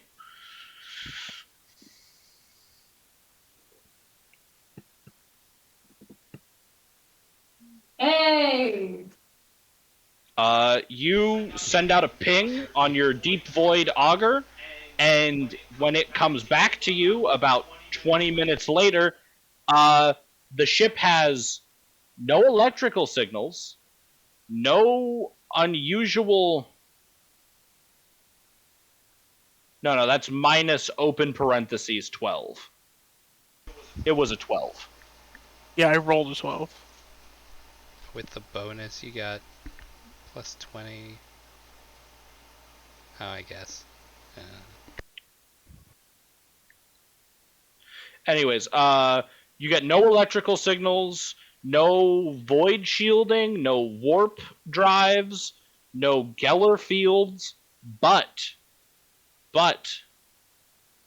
the ship lights up with life signs. Every inch of this ship is inhabited by something.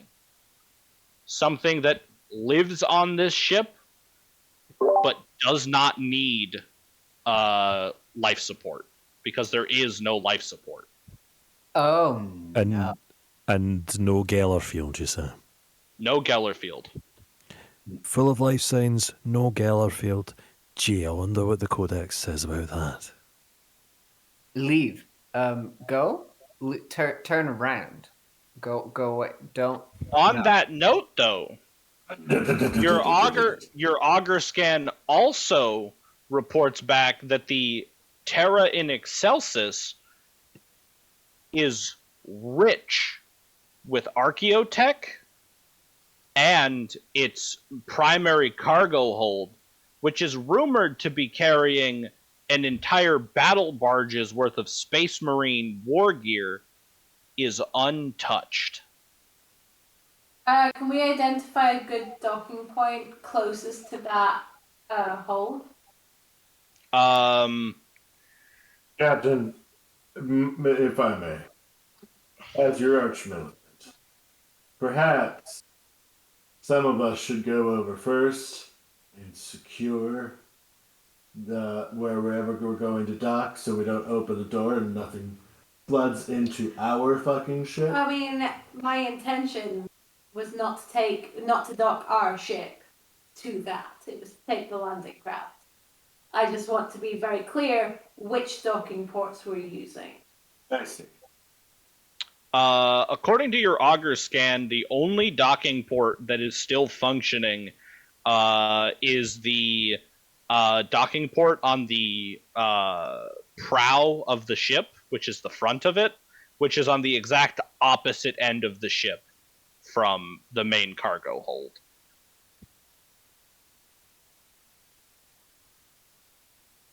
You know our mining ship? I am familiar with it. Does it have hull cutting technology? Technically, yes, it does. It has a.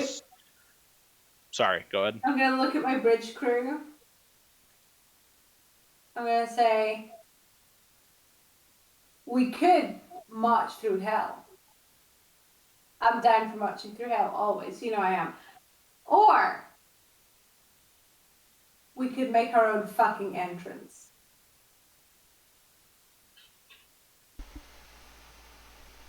It's already without life support. It's already without a Gallowfield. It could. Okay. Question, Harley. Answer. If we were to, because you said it's full of that equipment, right? Mm-hmm. I assume the equipment would be in massive crates or pallets or something. Yep. Yeah? So if we were to carefully, and I'm assuming the mining crew's probably decent at it, our miners. If we were to just cut the cargo hold open, could we then just retrieve the ship from space?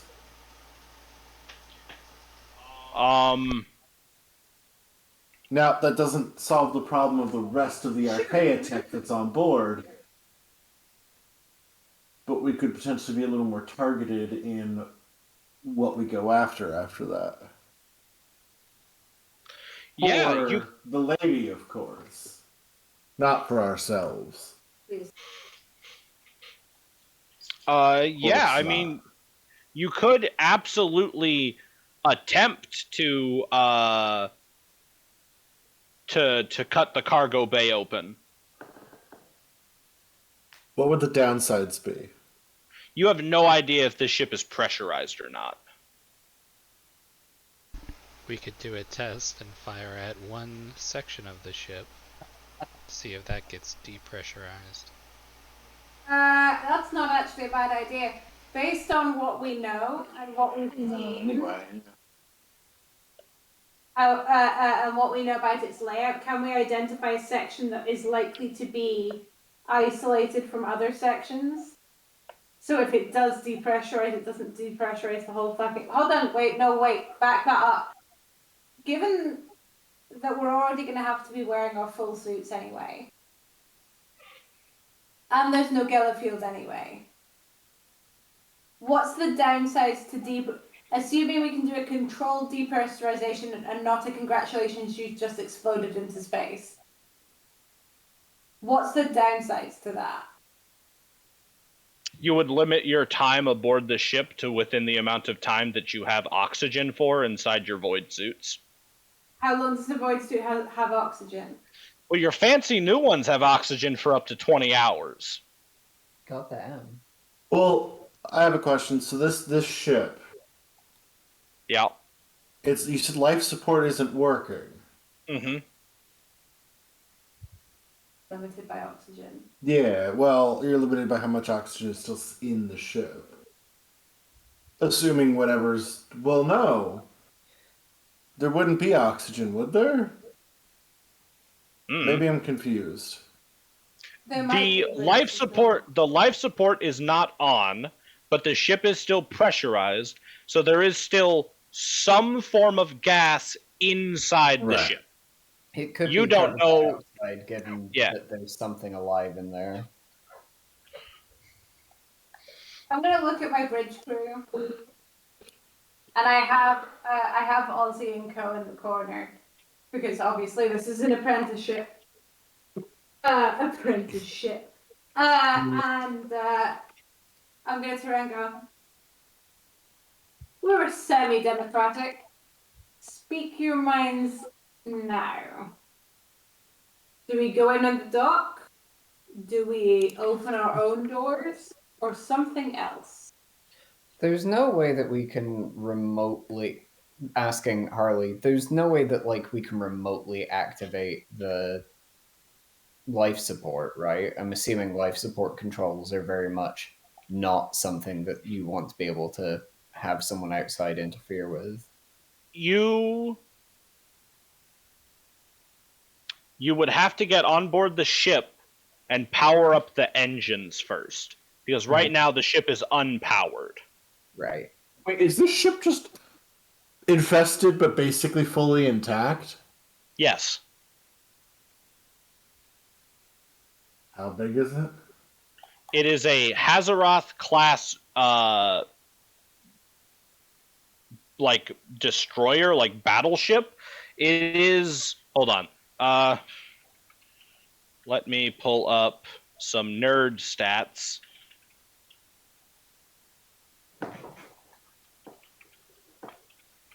I suddenly know what my vote is, Captain. Okay. General knowledge question while you're pulling up the stats. If we manage to restore the Geller field, what happens to any demons that are already there? If there are demons on board the ship, the lesser demons would immediately melt and be banished back to the void. Moderate and greater demons would essentially have to. They would begin to slowly fade away, but their time in the real world would be able to be extended via murdering mortals. Great. That's if it's not Tyranids, That's if it's not Tyranids. which is where my brain went. Can our psyker like look for demons? Demons? Yeah, that's fair. Yeah, absolutely. Vantrix. Wakes Rob up again. Just take your brain, pop it out, rub it all over the shit, and if something starts to bite at it, Let us we'll. know. Rob, Vantrix, go ahead and roll me, if you would like, another Cinescience real fast. Why are you dancing on me? It's not nearly dinner time yet. It is. It's 20 past midnight. That's about when you start getting dinnered at. Vantrix, Fake you... point. Fake point. Roll a fake point. Sure. How do I use a fake point? You just Yeah, you just hit that minus button and then re-roll the check. Give me one. Yeah, I need you to take your brain and put it way up into the warp, just like way up there. It's a pretty good impression. Man, Yeah. It's almost like he gets paid to do it or It's something. true. it's almost like it's my job. Hey. All right, now I need you to make a willpower test with minus 40. Oh fuck. Okay. Whoa. Oh, Make that a minus 30 and then please hold. Nope. you can't do that on this test. If you were going to do that, you would have helped when he was doing the psychic. What'd you say, Harley? Minus 40? Yep. How about no? Sorry, bud.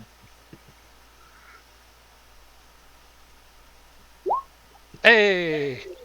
Well, look at that. Vantrix, you reach out through the warp out to this ship, and as soon as you make contact with one of the life forms aboard, you make contact with every single one of them. Yeah. And your mind is wrenched in 100,000 directions engulfed in shadowy thoughts of hunger and cold, detached logic. Until finally, your brain reaches the one individual in the very center of the ship that is intelligent enough for actual sentient thought, and you touch the mind of a brood lord. Oh God, no! And it looks back at you, and you see yourself consumed. And then your mind snaps back to your body, and you barely manage to survive the fact that this broodlord just tried to fucking explode your brain.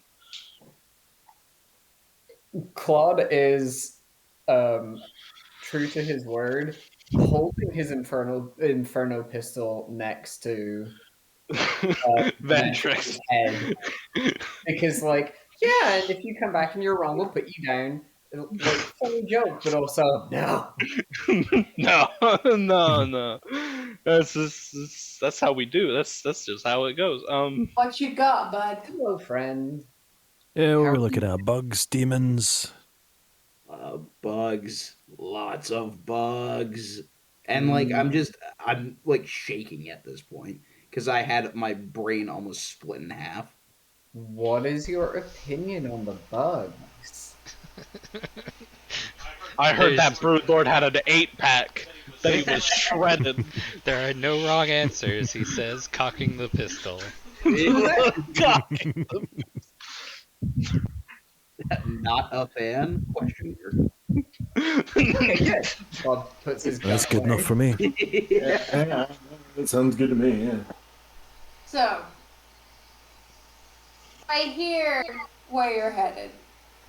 Go. Clear them off the ship. Steal the ship.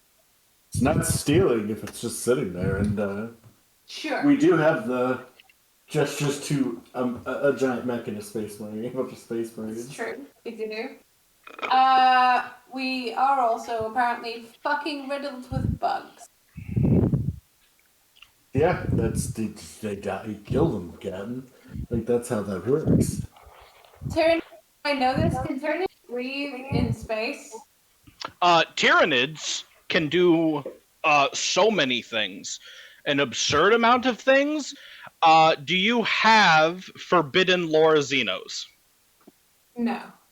You have no fucking clue what Tyranids can do. Hey, Lev, can Tyrannids breathe in space? Captain, I am delighted.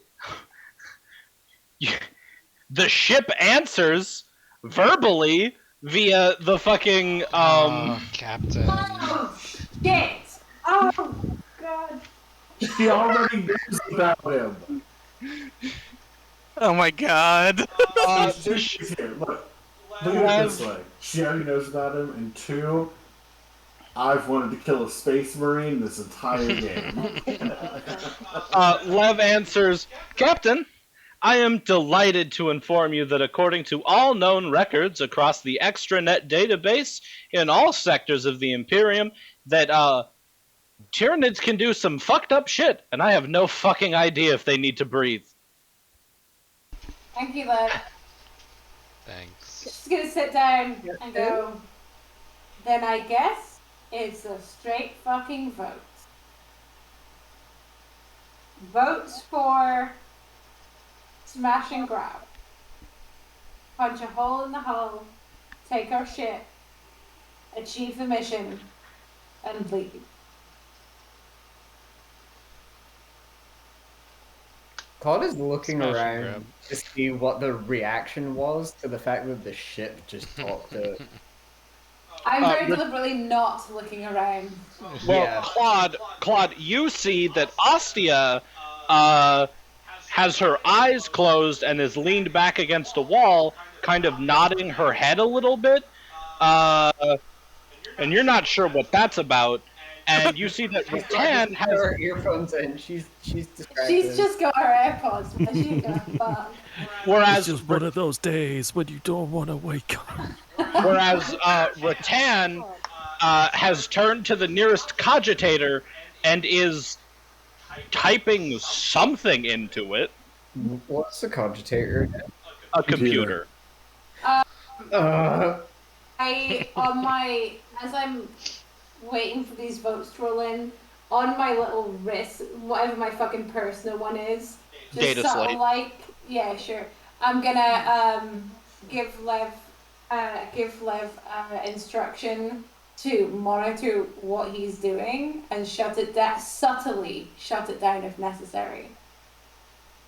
You get a ping back, and Lev says, unfortunately, I'm not sure I can shut it down subtly. Rattan is asking me about my neural architecture. He seems impressed. Ah, We're going to fucking jail. Oh, the fucking jail! Over my dead Can body. Not if we have a big fucking ship, we not won't. if I have a big ship. Okay, so Can I just- what were the votes for the smash and grab? Hold up, Malky? I was just gonna say, can I just sort of casually wander over to Rotan and just try and get his attention for a moment? Sure. I just want to say, Rotan, Yes, little brother. do you remember that conversation we had a few weeks ago? The one about perpetualism and how it might relate to the man himself. I do recall. Yeah. You do understand that conversation was heretical as fuck, yes? Rattan stops typing and turns to look at you in the face, Malkador, and says, "Now I know that wasn't a threat." No, it wasn't a threat, it was an explanation. The things we discussed were heretical as fuck, but in both our opinions, they may do us some good.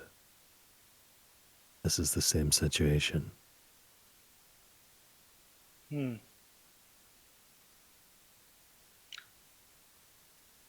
I see what we're doing here.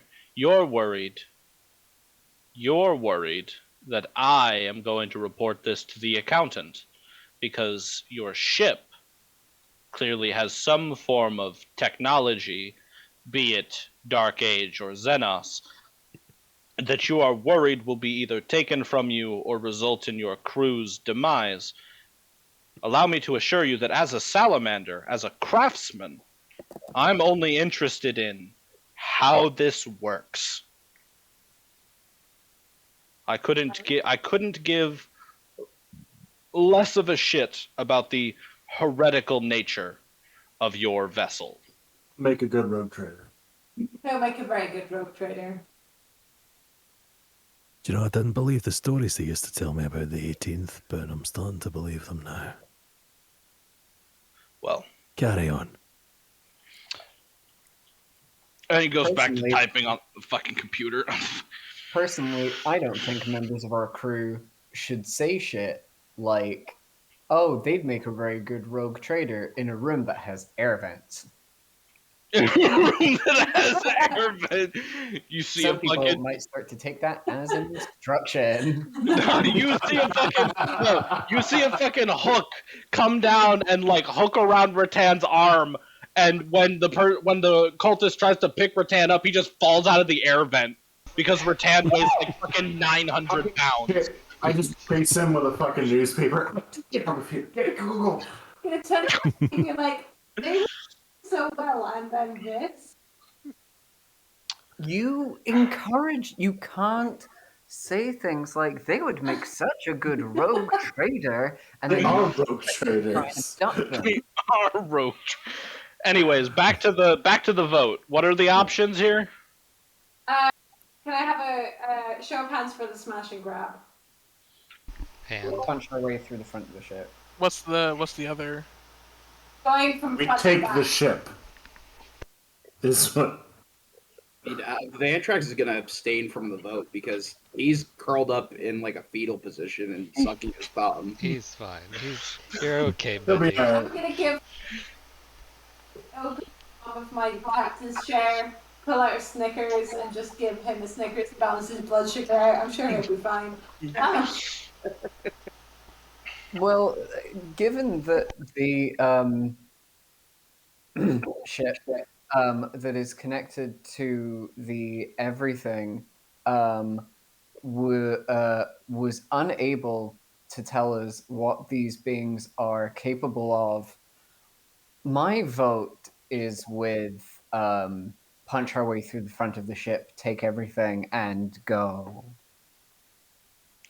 I should Do a also, smash and grab. I guess, remind everybody, because I forgot this, you do not need to take a shuttlecraft over to this ship. Yeah, no, we can teleport. Yeah. Oh yeah, You we can- have our Yeah, you guys have a teleportarium. You can go back and forth at will. So it- long as we is- get back. I have a technical question. What's up?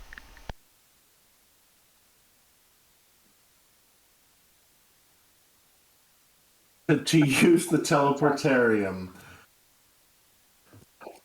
What? What to use the teleportation room? Yeah. To teleport something. If we were to say teleport something into space and then shoot it with giant space guns. So okay, so here's how I'm here's just how the asking. here's how the teleportarium works. Uh-huh. You can teleport anywhere within like 100,000 kilometers from the teleportarium, Uh-huh. Not back. but in order to get back to the teleportarium, you have to have a homing beacon. And the homing beacon, when activated, will take whatever is holding it or whatever it is set on top of to the teleportarium. Okay. So you can't teleport something into space. No. Not unless you put a homing beacon on it, teleport it back to the teleportarium, and then immediately attempt to teleport it somewhere else, which would be incredibly difficult to do, because every time you teleport from the teleportarium, somebody has to be on a computer programming your destination. Right. Okay, it was a thought. It was just a thought. We're gonna try to so- teleport some Tyrionids out into space. I was gonna try to teleport the Brood Lord Yeah. out into space and then shoot it with our guns, with the fixed guns. So right now, tiebreaker 2 and 2. So if you have not voted, I go ahead and vote. Yeah, we've got to vote in the Discord. I am going to ping kill, kill, kill, because Rattan and Ostia are all for getting on board that ship and cleaning it.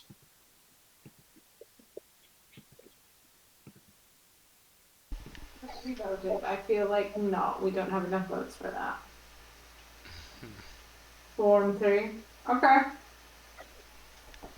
Then I guess we're gonna drive up to the appropriate docking port, hold back a suitable amount, and we're gonna traipse our way down to the teleporter. How many You people don't, can the you don't have to teleporter- get close. We can do it. I want to get close enough, so I want to be close enough that we can have backup support troops in a landing craft. Ah, okay. So if we need backup or if we need rescue, they are within a space to be able to do that relatively. I think if we're gonna kill, we should use the teleportarium to pick out a site on board the ship, and use the teleportarium to blitz that site. From there, we use that as our whatever site that is as our staging ground. We need a foothold first. Hey, Do you need to teleport people? You can teleport things, right? You can teleport anything you can fit onto the teleportarium platform. How long does it take to teleport something? Like, to program the destination, or like the physical amount of time it takes for A to B? Both. It takes about a minute or so to program a destination, and A to B is instant. Okay. I'm gonna turn to Malky and Bertie. Mm-hmm. Let's go get the explosives. Oh, I'm way ahead of you, Captain. Captain. Malky's got a melter bomb just strapped to his waist, as he always does. Oh, Malky, I think she's got something a little bigger in mind. Come on. I start running down to pull out some. So, just curious. Fuck, we know nothing about these. Do we know how easy these things are to kill? You could ask Rattan and Ostia. Hey, Rattan, Ostia, how easy or hard is a brood lord, did he call it? Boob lord? I don't know. How hard are they to kill?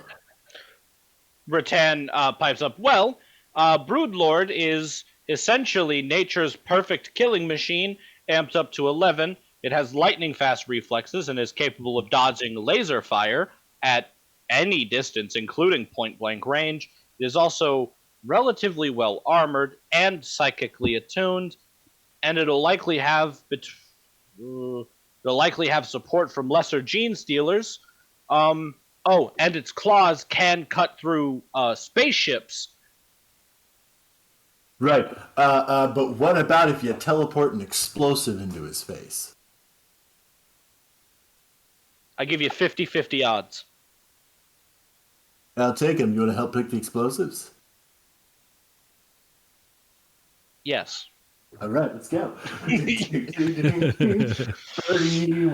is giddy. Murder is about to happen. Murder is about to happen. I'm gonna have my O'Brien equivalent, like when O'Brien. when I did O'Brien from Wish. I'm gonna have him start.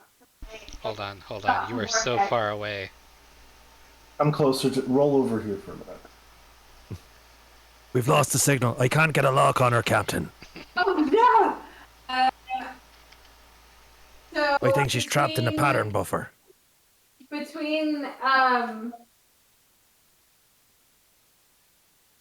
what Vantrax felt and what the ping saw, can we identify a likely place?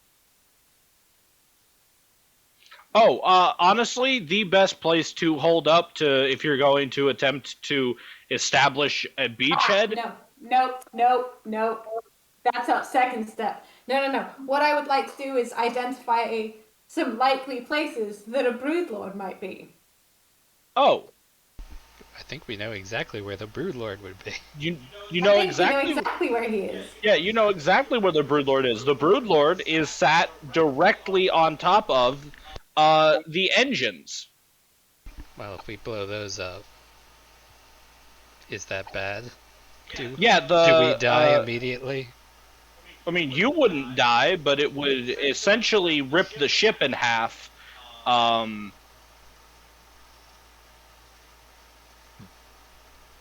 precise do we think we can be?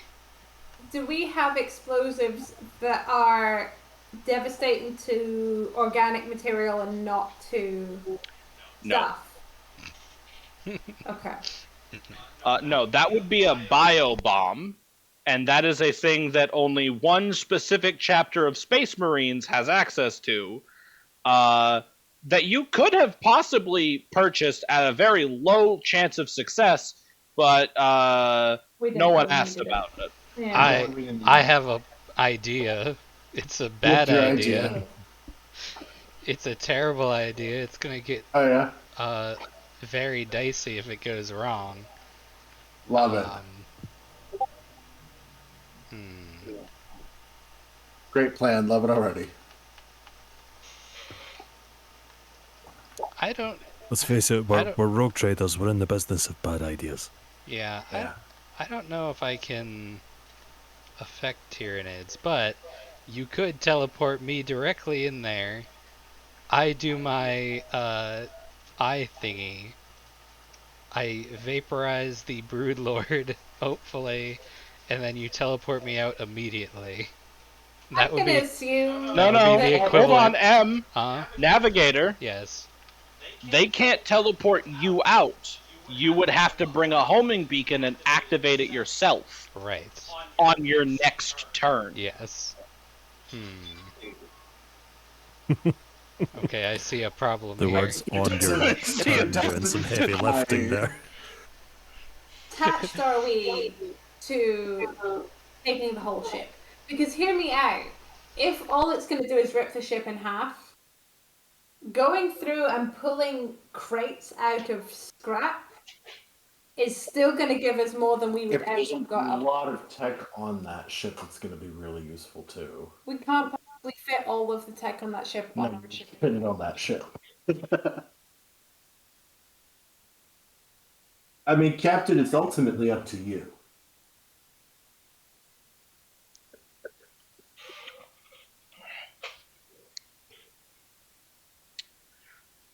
I mean, Rattan speaks up.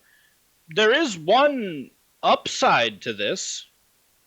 If we go aboard and we manage to draw the Broodlord out, if we kill it, the rest of the Gene Stealers will also die. Alternatively, all we need to do is get it away from the engines. And then we can blow it up. And we can repair whatever damage is done elsewhere. True. So we need to go somewhere that we're fine with blowing up. With a big... And we need to cause a fucking problem. Yeah. I mean, Captain, I specialize in causing problems. Okay. So, propose action. Let's go dock a vessel. Presume that's what he's going to expect. He is going to expect. Roll out. Take that beachhead and hold it. And continue to murder everything that comes towards us. Until either he's got to sit there like a little bitch with no minions, or he's got to come to us. What's the potential of if we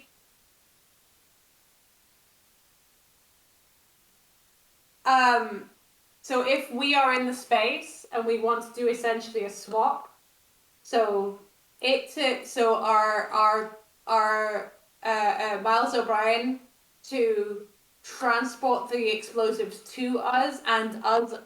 We transport ourselves off. We transport ourselves off, so that's not his turn. So we can hypothetically do that simultaneously, yes? I'm sorry, what? Can we, in the same turn at the same time, have Miles O'Brien transport over a bunch of fucking explosives and have us ourselves... It's a Star Trek reference. Whoever's running the teleportarium. Okay. Is what she said. What she's saying is, can they teleport shit to us while we're bouncing? No. So, there you go. So they would have to teleport it first, and then we would have to bounce. Which would give it plenty of time to flee. Yeah. Might just have to straight up kill it. Like, it might just have to be a straight up fight.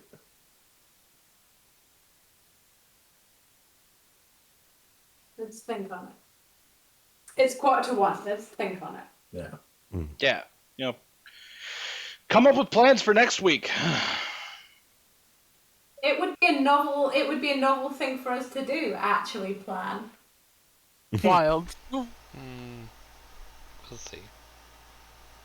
All right. Everybody take your 500 XP. Thank you. Yay. XP. Earned XP. Ooh, and I can actually take something from fucking level 2. Ooh, can I max out my intelligence? Claude is going to be so unbelievably smart. Claude is going to be so unbelievably smart, and it's not going to mean anything because I always roll like garbage. Like, no matter how high my stats have gotten, I still roll like -6s and -5s. It's just the higher I go, the shittier I roll. No All amount of things smart. balanced as it should be, or whatever the fucking Tijuana's quote is. No amount of smarts can protect you from a random number generator. Yeah. We're now making tier 2. If we want, yeah. Yeah. Okay. If you're over 7,000. Yeah. No, my intelligence upgrade 750. I'll save this 500 XP. If we are taking a ship over, I'd like to nominate this for the Ox card on the ship. Real fast, just so I know, is everybody at 7,500 or 8,000? 8,000. Okay. Yeah, 8,000. I must have missed Yeah. 500 then. It just got to Hey. 8,000. Hey Harley, FYI. What's up? In the course of that conversation, I did in fact remember some lessons in Xenolore. Oh, good. Just so you know. That'll serve you very, very well. Next time. Next time on Rogue Trader Z.